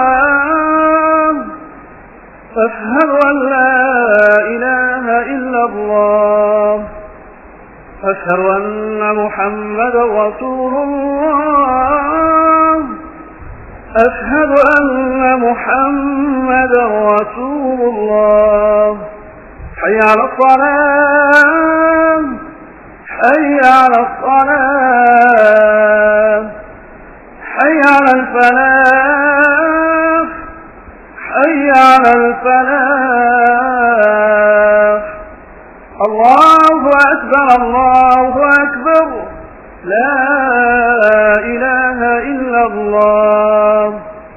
الحمد لله حمدا كثيرا وسبحان الله بكرة وأصيلا، الله أكبر كبيرا، أشهد أن لا إله إلا الله وحده لا شريك له، وأشهد أن سيدنا ومولانا محمدا أحمد عبده ورسوله، صلى الله تعالى عليه وعلى آله وأصحابه وبارك وسلم، أما بعد، فأعوذ بالله من الشيطان الرجيم، بسم الله الرحمن الرحيم، إنما المشركون نجس فلا يقربوا المسجد الحرام بعد عامهم هذا، وقال الله تعالى وأن المساجد لله فلا تدعوا مع الله أحدا، وقال صلى الله عليه وسلم إذا رأيتم أحدا ينشد ضالته في المسجد فقولوا لا ردها الله إليك لأن المساجد لم تبن لها۔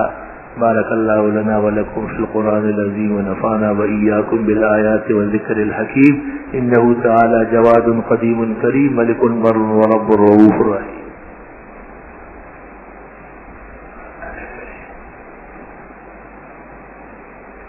الحمد لله جل وعلا، وصلى الله وسلم على رسوله المصطفى ونبيه المجتبى وأمينه على وحي السماء، وعلى آله النجبى وأصحابه الأتقياء، أفضل الخلائق بعد الأنبياء، ومن بهديهم اقتدى وبآثارهم اقتفى من المفسرين والمحدثين والفقهاء إلى يوم الجزاء، أما بعد، فقد قال رسول الله صلى الله عليه وسلم أبو بكر في الجنة، عمر في الجنة، عثمان في الجنة، علي في الجنة، طلحة في الجنة، زبير بن العوام في الجنة، ابو بیت بن الجراح في الجنة، عبد الرحمن بن عوف في الجنة، سعد بن ابي وقاص في الجنة، سعيد بن زيد بن عمرو بن نفيل في الجنة، وقال صلى الله عليه وسلم لا تسبوا أصحابي فإن أحدكم لو أنفق مثل أحد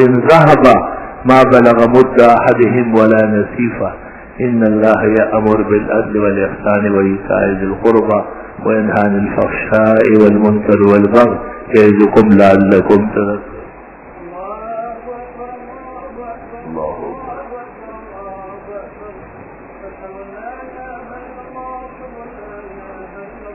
أشهد أن لا إله إلا الله،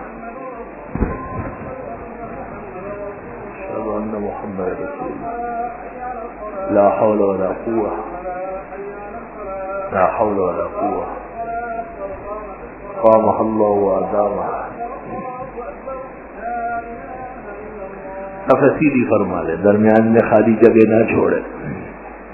اللہ اکبر۔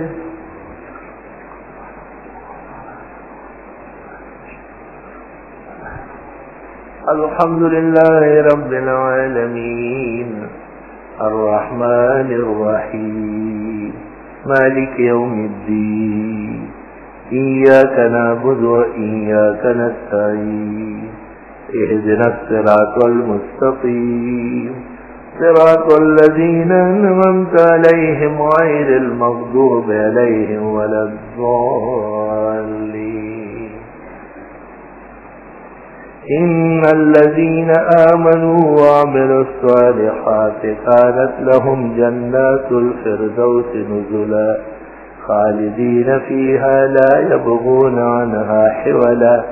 قل لو كان البحر مدادا لكلمات ربي لنفد البحر قبل أن تنفد كلمات ربي ولو جئنا بمثله مددا. قل إنما أنا بشر مثلكم يوحى إلي أنما إلهكم إله واحد فمن كان يرجو لقاء ربه فليعمل عملا صالحا ولا يشرك بعبادة ربه أحدا. الله أكبر.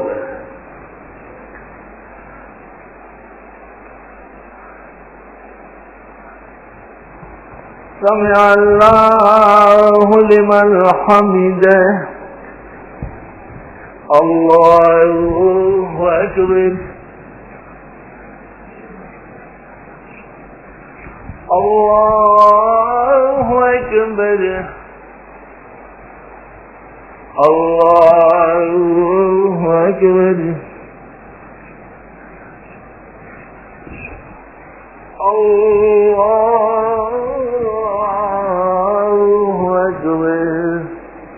الحمد لله رب العالمين الرحمن الرحيم مالك يوم الدين إياك نعبد وإياك نستعين اهدنا الصراط المستقيم صراط الذين أنعمت عليهم غير المغضوب عليهم ولا الضالين.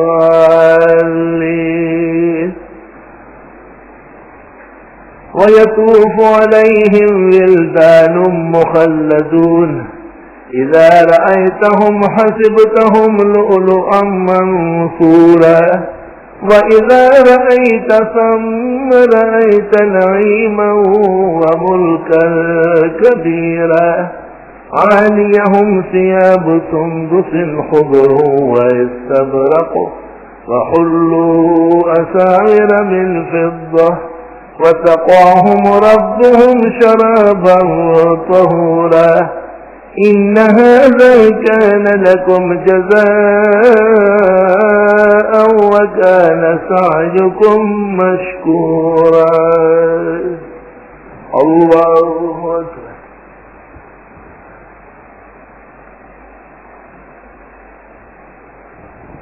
سمع الله لمن حمده. الله أكبر. الله أكبر. الله أكبر. الله أكبر.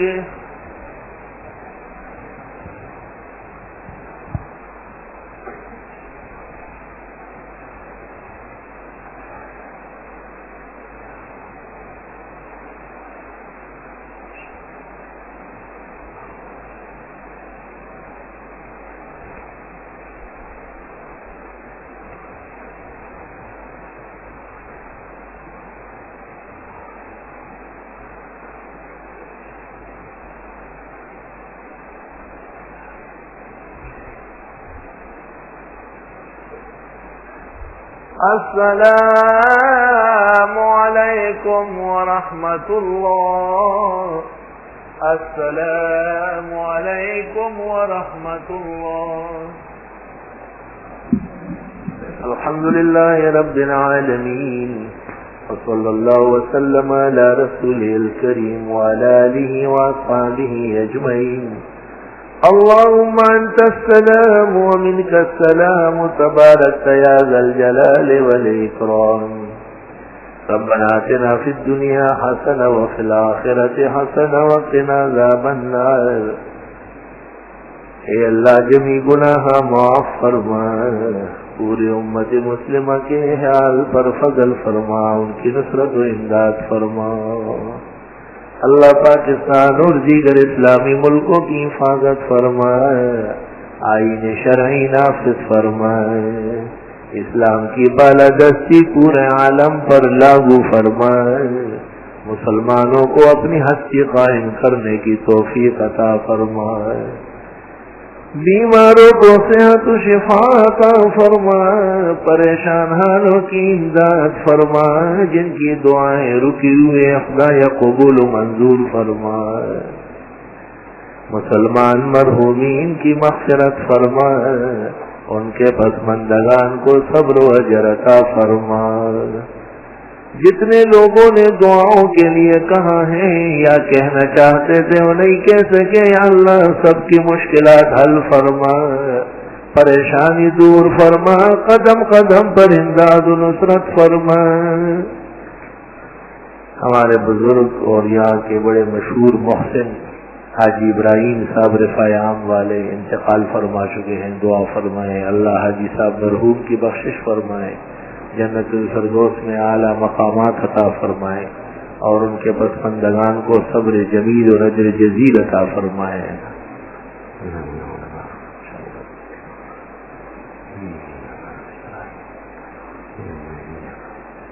صلی اللہ تعالی علی خیر خلق محمد وآلہ وصحبہ اجمعین برحمتہ۔ بسم اللہ الرحمن الرحیم۔ جو جوابات سننے کے لیے آگے آ رہے ہیں وہ نمازیوں کا خیال رکھیں۔ مسجد کی فالتو بیچ کر مسجد پر خرچ کرنا جائز ہے۔ جی ہاں، مسجد کی چیزیں مسجد کے مصالح کے لیے بیچنا جائز۔ بندش جادو سے بچنے کے لیے کوئی قرآن آیت بتا دے، سورۃ بقرہ بھی مفید ہے۔ انما صنعوا کید الساحر ولا حفظ الساحر حیث اتى، متعدد بار پڑھی جاتی ہے۔ ہری پگڑی سنت سے ثابت نہیں، اس کا حوالہ درکار۔ کمکل حوالہ تو وہ دے گا کہ سنت سے ثابت ہے، جو کہتے ہیں ثابت نہیں ہے اس کے حوالے کی کیا ضرورت ہے؟ مشکات شریف جلد ثانی صفحہ 477 پر ہے کہ دجال کے ساتھ 70,000 آدمی ہوں گے، ان سب کے سروں پہ ہری پگڑی ہوگی۔ دعا قنوت کہاں سے اخذ کی گئی؟ کیا نبی کریم صلی اللہ علیہ وسلم بھی نماز میں دعا قنوت؟ جی ہاں، حرم شریف میں بھی امام صاحب تراویح میں 2-3 دفعہ یہ پڑھ لیتے ہیں۔ کسی کے گھر جا کر قرآن شریف پڑھانا جائز ہے نہ جائز؟ قرآن کریم ہر جگہ پڑھنا جائز ہے، جائز کاموں کے لیے جائز ہے، ناجائز کاموں کے لیے ناجائز ہے، جس کو ٹیوشن کہتے ہیں۔ اگر مقصد تبلیغ ہے، دعوت اللہ ہے، ان کی اصلاح حال ہے تو بہت بہتر ہے۔ صرف پیسوں کے لیے لوگوں کے گھر جانا قرآن کریم کی توہین ہے۔ وہ حدیث کون سی کتاب میں جس میں نبی کریم صلی اللہ علیہ وسلم نے فرمایا کہ پیغمبر لوگ اشاروں سے بات نہیں، اشاروں سے نہیں، آنکھیں نہیں مارا کرتے؟ ابو داؤد شریف، پیغمبر لوگ آنکھیں نہیں مارا کرتے۔ کیا یہ حدیث صحیح ہے کہ جب جرم ثابت ہو جائے تو سفارش کرنے والا قبول کرنے والا دونوں پر لعنت ہے؟ مطلب یہ ہے کہ جو کام ناجائز ہے شریعت اس کو پسند نہیں کرتی اور آپ اس میں ناجائز سفارش کرتے ہیں تو لعنت کا اندیشہ ہے۔ درود تم جینا پڑھنا درست ہے۔ درود ابراہیمی کے علاوہ کون سے درود پڑھنا؟ جس میں بھی اللہم صلی یا رب آتا ہے وہ سب جائز اور یہ ثابت ہے۔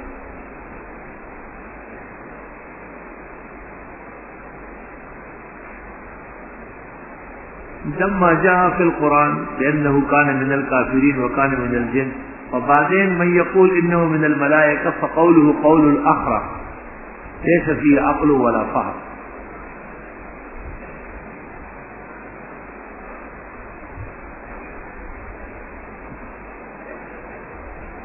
جلال الدین سیوطی نے 35 مرتبہ، جلال الدین سیوطی کا نہیں، یہ شمس الدین سخاوی کا ہے، یہ خود ہی بات متنازع کی ہے۔ پھر یہ اقوال ہے، اقوال کبھی صحیح ہوتے ہیں کبھی نہیں۔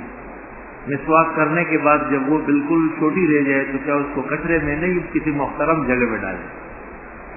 قرآن شریف جو سجدہ تلاوت ہے اس کے کیا کھڑے ہو کر اللہ اکبر کہہ کر؟ بہتر یہی ہے کہ کھڑے ہو کر اللہ اکبر کر کے سجدہ کرے پھر اللہ اکبر کر کے سر اٹھائے، بیٹھے بیٹھے تلاوت کر لی، سجدہ کر لیا، جائز ہے۔ طالب علم کی اصلاح کے لیے بہترین مطالعے کی کتاب قرآن کریم، جسے اللہ رب العالمین نے دونوں جہانوں کی نجات و عافیت کے لیے بھیجا ہے۔ ایسے مجالس حکیم الامت بہترین کتاب ہے۔ مولانا اشرف علی صاحب رحمۃ اللہ علیہ کی اصلاح انقلاب امت بہت بہتر ہے۔ تبلیغ نصاب بھی بہت بہترین چیز ہے، بہت بڑا ذخیرہ ہے معلومات کا اور علوم کا۔ فیصل نام رکھنا جائز ہے۔ میرے والد صاحب کاروبار کا پیسہ حرام ہے، طالب علم میرے لیے اس پیسوں کا استعمال کرنا کیسا ہے؟ بس آپ یہ نیت کریں کہ میں واپس کروں گا، اور کوئی چھوٹی موٹی چیز جس جو آپ سے ہو سکے اس کے بدلے میں دیا کرے، مگر وہ بھی آپ کے لیے ممکن نہیں ہے۔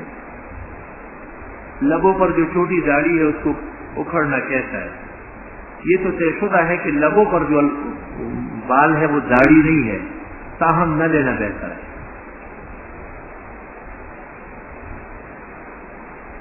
حیرت الفقہ اور توبۃ النصوح کا پڑھنا کیسا ہے؟ یہ معلوم نہیں ہے۔ ابوالکلام آزاد کی تصانیف ٹھیک ہے، لیکن تفسیر میں بعض جگہ بغاوت و سرکشی پائی جاتی۔ بہن کے رشتے کے لیے کوئی دعا، اللہ تعالیٰ خیر و عافیت سے فرمائے۔ جو نقش ہمارے یہاں سے ملتا ہے وہ حاصل کرے۔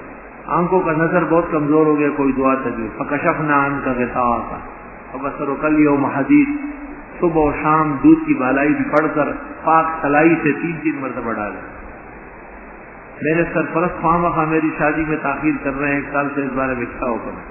بس جلدی ہونا چاہیے۔ کیا ایک انسان کے بدعمال کی سزا اس کی بیوی بچوں کو مل سکتی ہے؟ اس کی تعذیب کے لیے ایک شخص کے اعمال کی سزا پورے محلے اور شہر کو ملتی ہے۔ حدیث میں ایک برے آدمی کی وجہ سے پورا شہر پلٹ گیا تھا۔ یہ جو بدعتی لوگ ربیع الاول میں نیاز وغیرہ تقسیم کرتے ہیں، یہ بالکل ناجائز و حرام ہے۔ اس کا کھانا خنزیر کے گوشت سے بدتر ہے۔ صلاۃ والوں کے پیروی میں ہماری نماز ہو جائے گی، وہاں بغیرت کی نماز ہر جگہ ہو جائے گی جس میں ایمان نہ ہو۔ محترم سے سوال ہے کہ اس کو عربی میں جنازے کی نیت نہ آتی اور وہ اسے اپنی زبان میں ادا کر لے تو کیا اس کی نماز؟ جنازے کا تعلق عربی و عجمی سے نہیں ہے، دل کے ارادے سے ہے۔ آپ سے علم کے بارے میں ایک سوال معذرت کے ساتھ کہ ہمارے ایک استاد نے بتایا کہ مفتی صاحب پڑھتے وقت بہت کمزور تھا، آپ کو مرتبہ کس سے ملا؟ میں تو اب بھی کمزور ہوں، آپ کے استاد نے غلط بات کی۔ میں اس وقت بھی کمزور تھا اور اب بھی کمزور ہوں، مجھ جیسے کمزور پوری دنیا میں کوئی دیکھا نہیں ہے۔ ابن حجر رحمۃ اللہ علیہ نے اپنی کسی کتاب میں 20 رکعت تراویح کو ترجیح دی۔ یہ کیا غلط باتیں کرتے ہیں، کیا بے وقوف آدمی ہے۔ ابن حجر شافعی ہے، شوافی، حنابلہ، مالکیہ، حنفیہ چاروں کا اتفاق ہے کہ تراویح 20 رکعت ہے، اس میں شوافی کا اختلاف نہیں ہے۔ کمعقل آدمی تو آج تک یہ پتہ نہیں کہ چاروں ائمہ متفق ہیں اس پر۔ ابن حجر کون ہوتا ہے اس کے خلاف لکھنے والا؟ جو آدمی تعصب کی وجہ سے حدیث مرفوع کو موقوف کرے اس آدمی کے بارے میں فقہا نے کیا ہوگا؟ اچھی بات نہیں ہے۔ قرآن کریم حفظ کر رہا ہے مگر بندے کو گھبراہٹ ہے، اللہ آسان فرمائے گا۔ وَلَقَدْ يَسَّرْنَا الْقُرْآنَ لِلذِّكْرِ فَهَلْ مِن مُدَّكِرٍ، کثرت سے پڑھا کرو۔ بہن بھائیوں میں اختلاف ہے، کوئی دعا سورہ تغابن پڑھ کر پانی پر بھی دم کر لے، اس کا سالن، روٹی، چائے، دودھ، بوتل سب پلائے اور دعا بھی مانگے۔ کیا یہ بات درست ہے کہ اگر کوئی مصیبت آئے تو پرندے یا جانور اپنے اوپر لے لیتے؟ یعنی مصائب جب آتے ہیں تو اللہ جب اجازت دے تو چیزوں پر آ جائے۔ کبھی کبھی پرندوں کی مصیبت مالک پر بھی ہنستی ہے، یعنی کہ روز پرندے مریں گے۔ اکثر اللہ مہربانی کر لیتا ہے اور مال لے لیتا ہے اور جان چھوڑ دیتا ہے۔ بیوی سے صحبت کے بعد اگر تولیے سے پسینہ خشک کیا جائے تو کیا تولیہ ناپاک ہے؟ بشرطے کہ اس خاص جگہ کی خاص نجاست اس سے لگ جائے تولیہ ناپاک ہو جائے گا، ورنہ نہیں۔ صاحب نے فرمایا کہ سید کے 4 علامات سباج وہ یہ کس کتاب میں؟ احسن الباری۔ سوال یہ ہے کہ قوم اپنے آپ کو خواجہ کہتے ہیں، ہم خواجہ ہے کہ حقیقت ہے؟ تو اس سے پوچھو کہ حقیقت ہے، یعنی میں خواجاؤں کا کوئی وکیل نہیں ہوں۔ مولانا سرفراز کے بارے میں معلوم کرتے کہ یہ کون ہے، اور یار آپ کو تو زندہ زمین میں دفنا دینا چاہیے کہ آپ حضرت مولانا سرفراز خان کو نہیں جانتے اور آپ زندہ کیسے کر رہے ہیں؟ جو اہل سنت کے امام ہے، حنفیت کے وکیل ہے، دیوبند کے ترجمان ہے اور اس زمانے کے فخر و مفخر ہے۔ بعض لوگ فرض نماز کے بعد تسبیحات پڑھتے ہوئے لمبی دعا مانگتے، فقہائے کرام نے منع فرمایا ہے، مکروہ لکھا ہے۔ جن نمازوں کے بعد سنت موقدہ ہے جیسے مغرب، ظہر، عشاء تو مختصر دعا مانگ کے اٹھے اور سنتوں سے فارغ ہو کے پھر تسبیحات 33 و 33 33 پڑھ لیں. جو آدمی عشاء کی نماز پڑھ کر سو جائے پھر اختلاف ہو جائے کہ عشاء کی نماز کو ادا کرے گا. نہیں، عشاء کی نماز تو اس نے صحیح پڑھی، پاکی کی حالت میں پڑھی ہے. میں نے اپنی مسجد کے امام صاحب سے تبلیغی طارق جمیل کے بارے میں پوچھا تو اس نے کہا کہ وہ کذاب ہے، ابلیس ہے، فاسق ہے. نہیں، امام صاحب کو احتیاط کرنا چاہیے. اس میں کوئی شک نہیں کہ طارق جمیل صاحب کے بعض بیانات افسوسناک ہیں، تعجب ہوتا ہے، لیکن ایسا کہنا جیسے امام صاحب نے زیادتی کی ہے. صحیح بات یہ ہے، طارق جمیل اہل حق عالم ہے، ایک حق جماعت کا داعی ہے. بیانات تبلیغ ہوتے رہتے ہیں، ان کو مطالعے کا اتنا وقت ہوتا نہیں ہے، کوئی اوپر نیچے ہو جاتا ہوگا. میں نے خود ایک کیسٹ ان کا سنا، اس میں انہوں نے یہ بیان کیا ہے کہ حضرت جبریل نے کہا کہ میں بھی ابھی حضرت عثمان کے ولی میں سے آ رہا ہوں. بہت تعجب ہوا مجھے کہ ہمارے بزرگ اور ہمارے نسبت کے لوگ ایک ہی باتیں کرنے لگ گئے. نہ سر نہ پیر، آنگا ولدے بانگا. حضرت اذان کا ساتھ ساتھ جواب دینا ضروری ہے، صرف اذان کے بعد دعا پڑھ لینا. سنت دونوں ہے، اذان کے ساتھ ساتھ جواب دینا، کلمات دہرانا اور اخیر میں دعا پڑھنا. اخیر میں دعا پڑھنے سے ایک سنت ادا ہو گئی اور جواب والی سنت رہ گئی. صبح اٹھنے کی سنتیں کیا ہے؟ وضو کر لو اور نماز پڑھو. حضرت بار سلام اولیاء کرام کی زندگی کے بارے میں اردو میں لکھی گئی. حضرت حکیم الامت مولانا اشرف علی کی ارواح ثلاثہ، آج کل اس کا نام ہے حکایات الصالحین. غسل کرتے وقت وضو پہلے کرنا چاہیے، آخر میں پہلے کرنا چاہیے.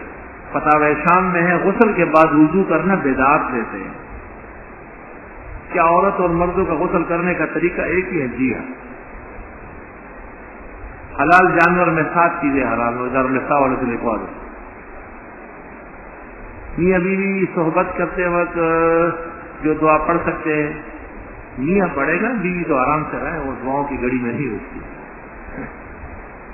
حضرت میں مقروض ہوں، اللہ پاک آپ قرضے کا اہتمام فرمائیں. آپ کثرت سے استغفار کریں. قرآن کریم میں ہے کہ جو لوگ کثرت سے استغفار کریں گے اللہ ان کی پریشانیاں دور فرما دے گا. بہت استغفار پڑھیں، ہر وقت استغفر اللہ ربی استغفر اللہ. افسوس کہ آپ عمل نہیں کرتے، ورنہ آپ کی وجہ سے ہزار اوروں کی پریشانیاں دور ہوگی. شوال کے 6 روزے کے بارے میں سرفراز خان صاحب نے یہ کہا. سرفراز خان صاحب کی تقریر میری کتاب پر موجود ہے. بعض بزرگوں کو باتیں یاد نہیں رہتی، اور اگر کہہ بھی دیے تو یہ مسئلہ بہت تحقیق کا ہے. سرفراز خان کی تحقیق اس میں نہیں ہوگی.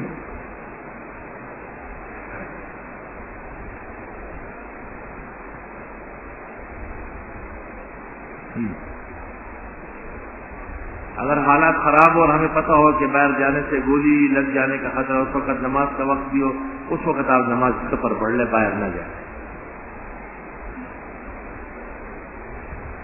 لا تصح الصلاة خلف اهل الهوى سواء كان من الشيعة او من البریلیہ.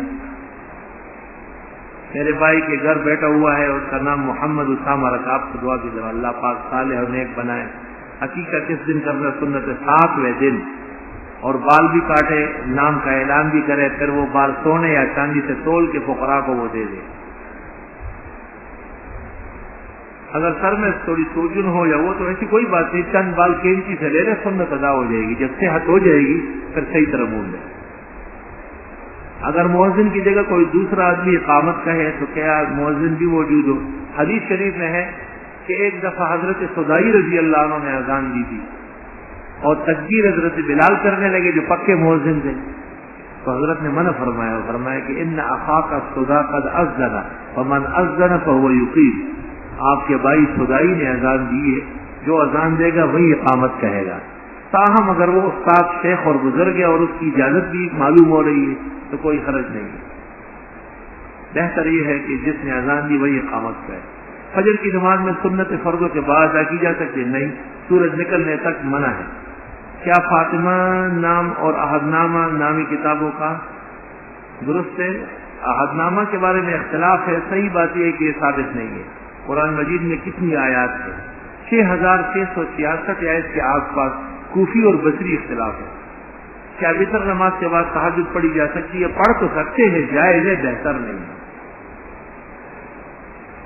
اگر جس کی اولاد نہ ہو تو اولاد کے لیے کون سی دعا پڑھیں؟ مہربانی فرما گا. رب لا تذرنی فردا وانت خیر الوارثین 10 مرتبہ صبح 10 مرتبہ شام کو روزانہ. اور اس سے پہلے یا عزیز یا جمیل عزیزا جمیلا ملکا کبیرا.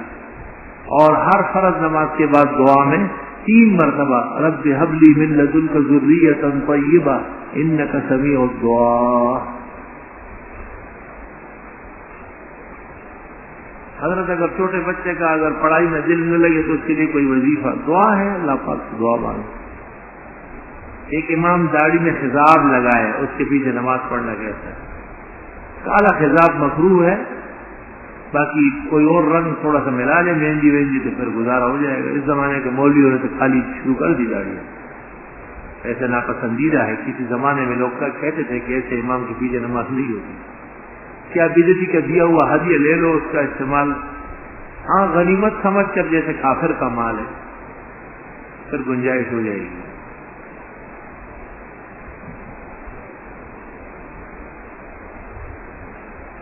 رأيت البحر في اللغة الحسين املا ایسا. یہ بتایا کہ پنچیری قبر کے عذاب کے منکر نہیں. حضرت شیخ القرآن مولانا محمد طاہر صاحب پنچیری رحمۃ اللہ علیہ زبردست قائل تھے عذاب قبر کے. بلکہ حضرت فرماتے تھے کہ لوگ کہتے ہیں 17 آیتیں 70 آیات عذاب قبر پر دلالت کر رہی. اور حضرت فرماتے تھے مولانا پنچیر صاحب رحمۃ اللہ علیہ کہ ڈاکٹر عثمانی کیماڑی والے کی پہلی گمراہی اور کفر یہ ہے کہ عذاب قبر کا منکر ہوا ہے. اب اگر کسی پنچیری نے کیا ہو تو یہ اس کا ششمیری عقیدہ ہوگا. حضرت شیخ القرآن اس سے بری ہے. وسیلے کتنے قسم کا ہے, بہت ساری قسمیں ہیں. ابو جہل کا اصل نام ابو الحکم وہ ہے عمر ابن ہشام. بخاری کے کچھ راوی شیعہ ہیں اور اس بارے میں آپ کا کیا خیال ہے؟ آپ کو اس طرح باتوں کا کوئی حق نہیں ہے. پہلے اپنے گریبان میں جان کو پھر بخاری کے بارے میں باتیں کرو. بخاری اہل سنت والجماعت کا سرمایہ ہے اور اسلام کی کتاب ہے, قرآن پاک کے بعد دوسرے درجے کی. پہلے اپنے منہ گرم پانی اور صابن سے اچھی طرح کنگال لو, پھر بخاری کا نام لیا کرو. ایک مسئلہ ہے کہ کافر عورت ایک مسلم مرد کے ساتھ شادی کرنا چاہتی ہے. مرد نیت کرتا ہے اس عورت کو مسلمان بناؤں گا, تو عورت مرد سے کہتی ہے کہ آپ کے علاوہ کسی اور سے شادی نہیں کروں گی. نہیں, نکاح ہی نہیں ہوگا. آپ جو باتیں فضول لکھتے ہیں اس کی ضرورت کیا ہے؟ جب تک وہ کافر مسلمان نہ اس وقت تک نکاح نہیں ہوگا. اگر اس مسلمان نے نکاح کی حامی بھی بھر لی تو یہ کافر ہو جائے. ایک صاحب نے مجھ سے کہا کہ انگوٹھی دائیں ہاتھ میں ہی پہننا جاتی ہے, جبکہ میں نے ان کو سمجھایا کہ دائیں ہاتھ کا عمل انگوٹھی بائیں ہاتھ میں پہننا چاہیے. نیز انہوں نے یاقوت مرجان کے نگینے انگوٹھیوں میں لگائے ہوئے تھے اور کہتے تھے سورہ رحمان میں اس کا ذکر ہے, اس لیے میں یہ نگینے استعمال کرتا ہوں. سورہ رحمان میں ذکر یہ ہے کہ لوگ ہاتھوں میں پہن لیں, یا اللہ نے فرمایا جنت میں ملے گی. اگر قرآن میں شراب کا ذکر آیا ہے جنتیوں کے لیے اور ریشم کا, تو وہ یہاں پینا شروع کر دیتے, یہ سورۃ رحمان ہو گئی. یہ تو اس کی اپنی کوئی سورۃ رحمان معلوم ہو رہی. انگوٹھی اور گھڑی اہل سنت کا شعار یہ ہے کہ بائیں ہاتھ میں. ایسے شخص کے بارے میں شریعت کیا وعید آئی ہے جس کے گھر میں صرف ماں باپ ہو اور ضعیف ہو, وہ شخص غیر شادی شدہ اور دفتر کے کام کے بہانے گھر انتہائی دیر سے جاتا ہو, اپنی مصروفیات کی اپنے بوڑھے ماں باپ پر گناہگار ہے. ماں باپ کے آداب میں کمی کرنا ٹھیک نہیں ہے. مجھ سے کچھ رقم گم ہو گئی, میں مالی اعتبار سے کمزور ہوں, لہٰذا کوئی ورد بتائے. 11 مرتبہ سورۃ یوسف پڑھ کر کوئی شیرین چیز پکوائے, حلوہ وغیرہ. خواجہ فرید گنج شکر اور مولانا انور شاہ سے رحمہ اللہ کے ثواب کے لیے فقراء کو کھلائے.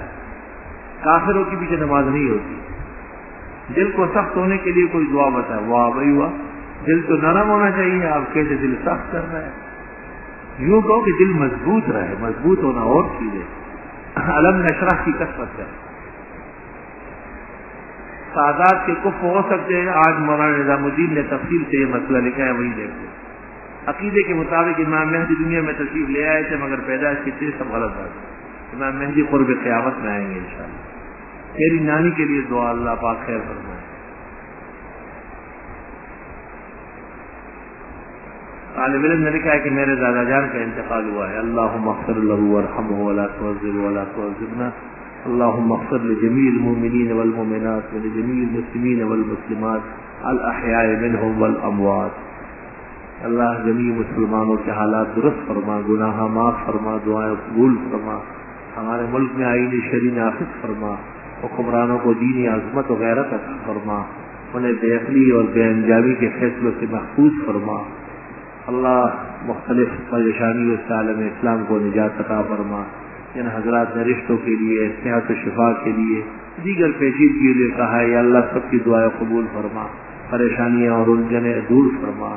حاجی ابراہیم صاحب مرحوم کی مغفرت فرما، ان کے پسماندگان کو صبر و اجر عطا فرما۔ جن طلباء کے ہاں اموات ہوئی ہے، جن حضرات کے ہاں ہوئی ہے، جن مسلمانوں کے ہاں کئی بھی ہوئی ہے، اللہ ان کی مغفرت فرما اور پسماندگان کو صبر و اجر عطا فرما۔ جو بیمار ہیں اسپتالوں میں، گھروں میں، یا اللہ سب کو صحت شفا عطا فرما۔ وصلی اللہ تعالی علیہ وسلم۔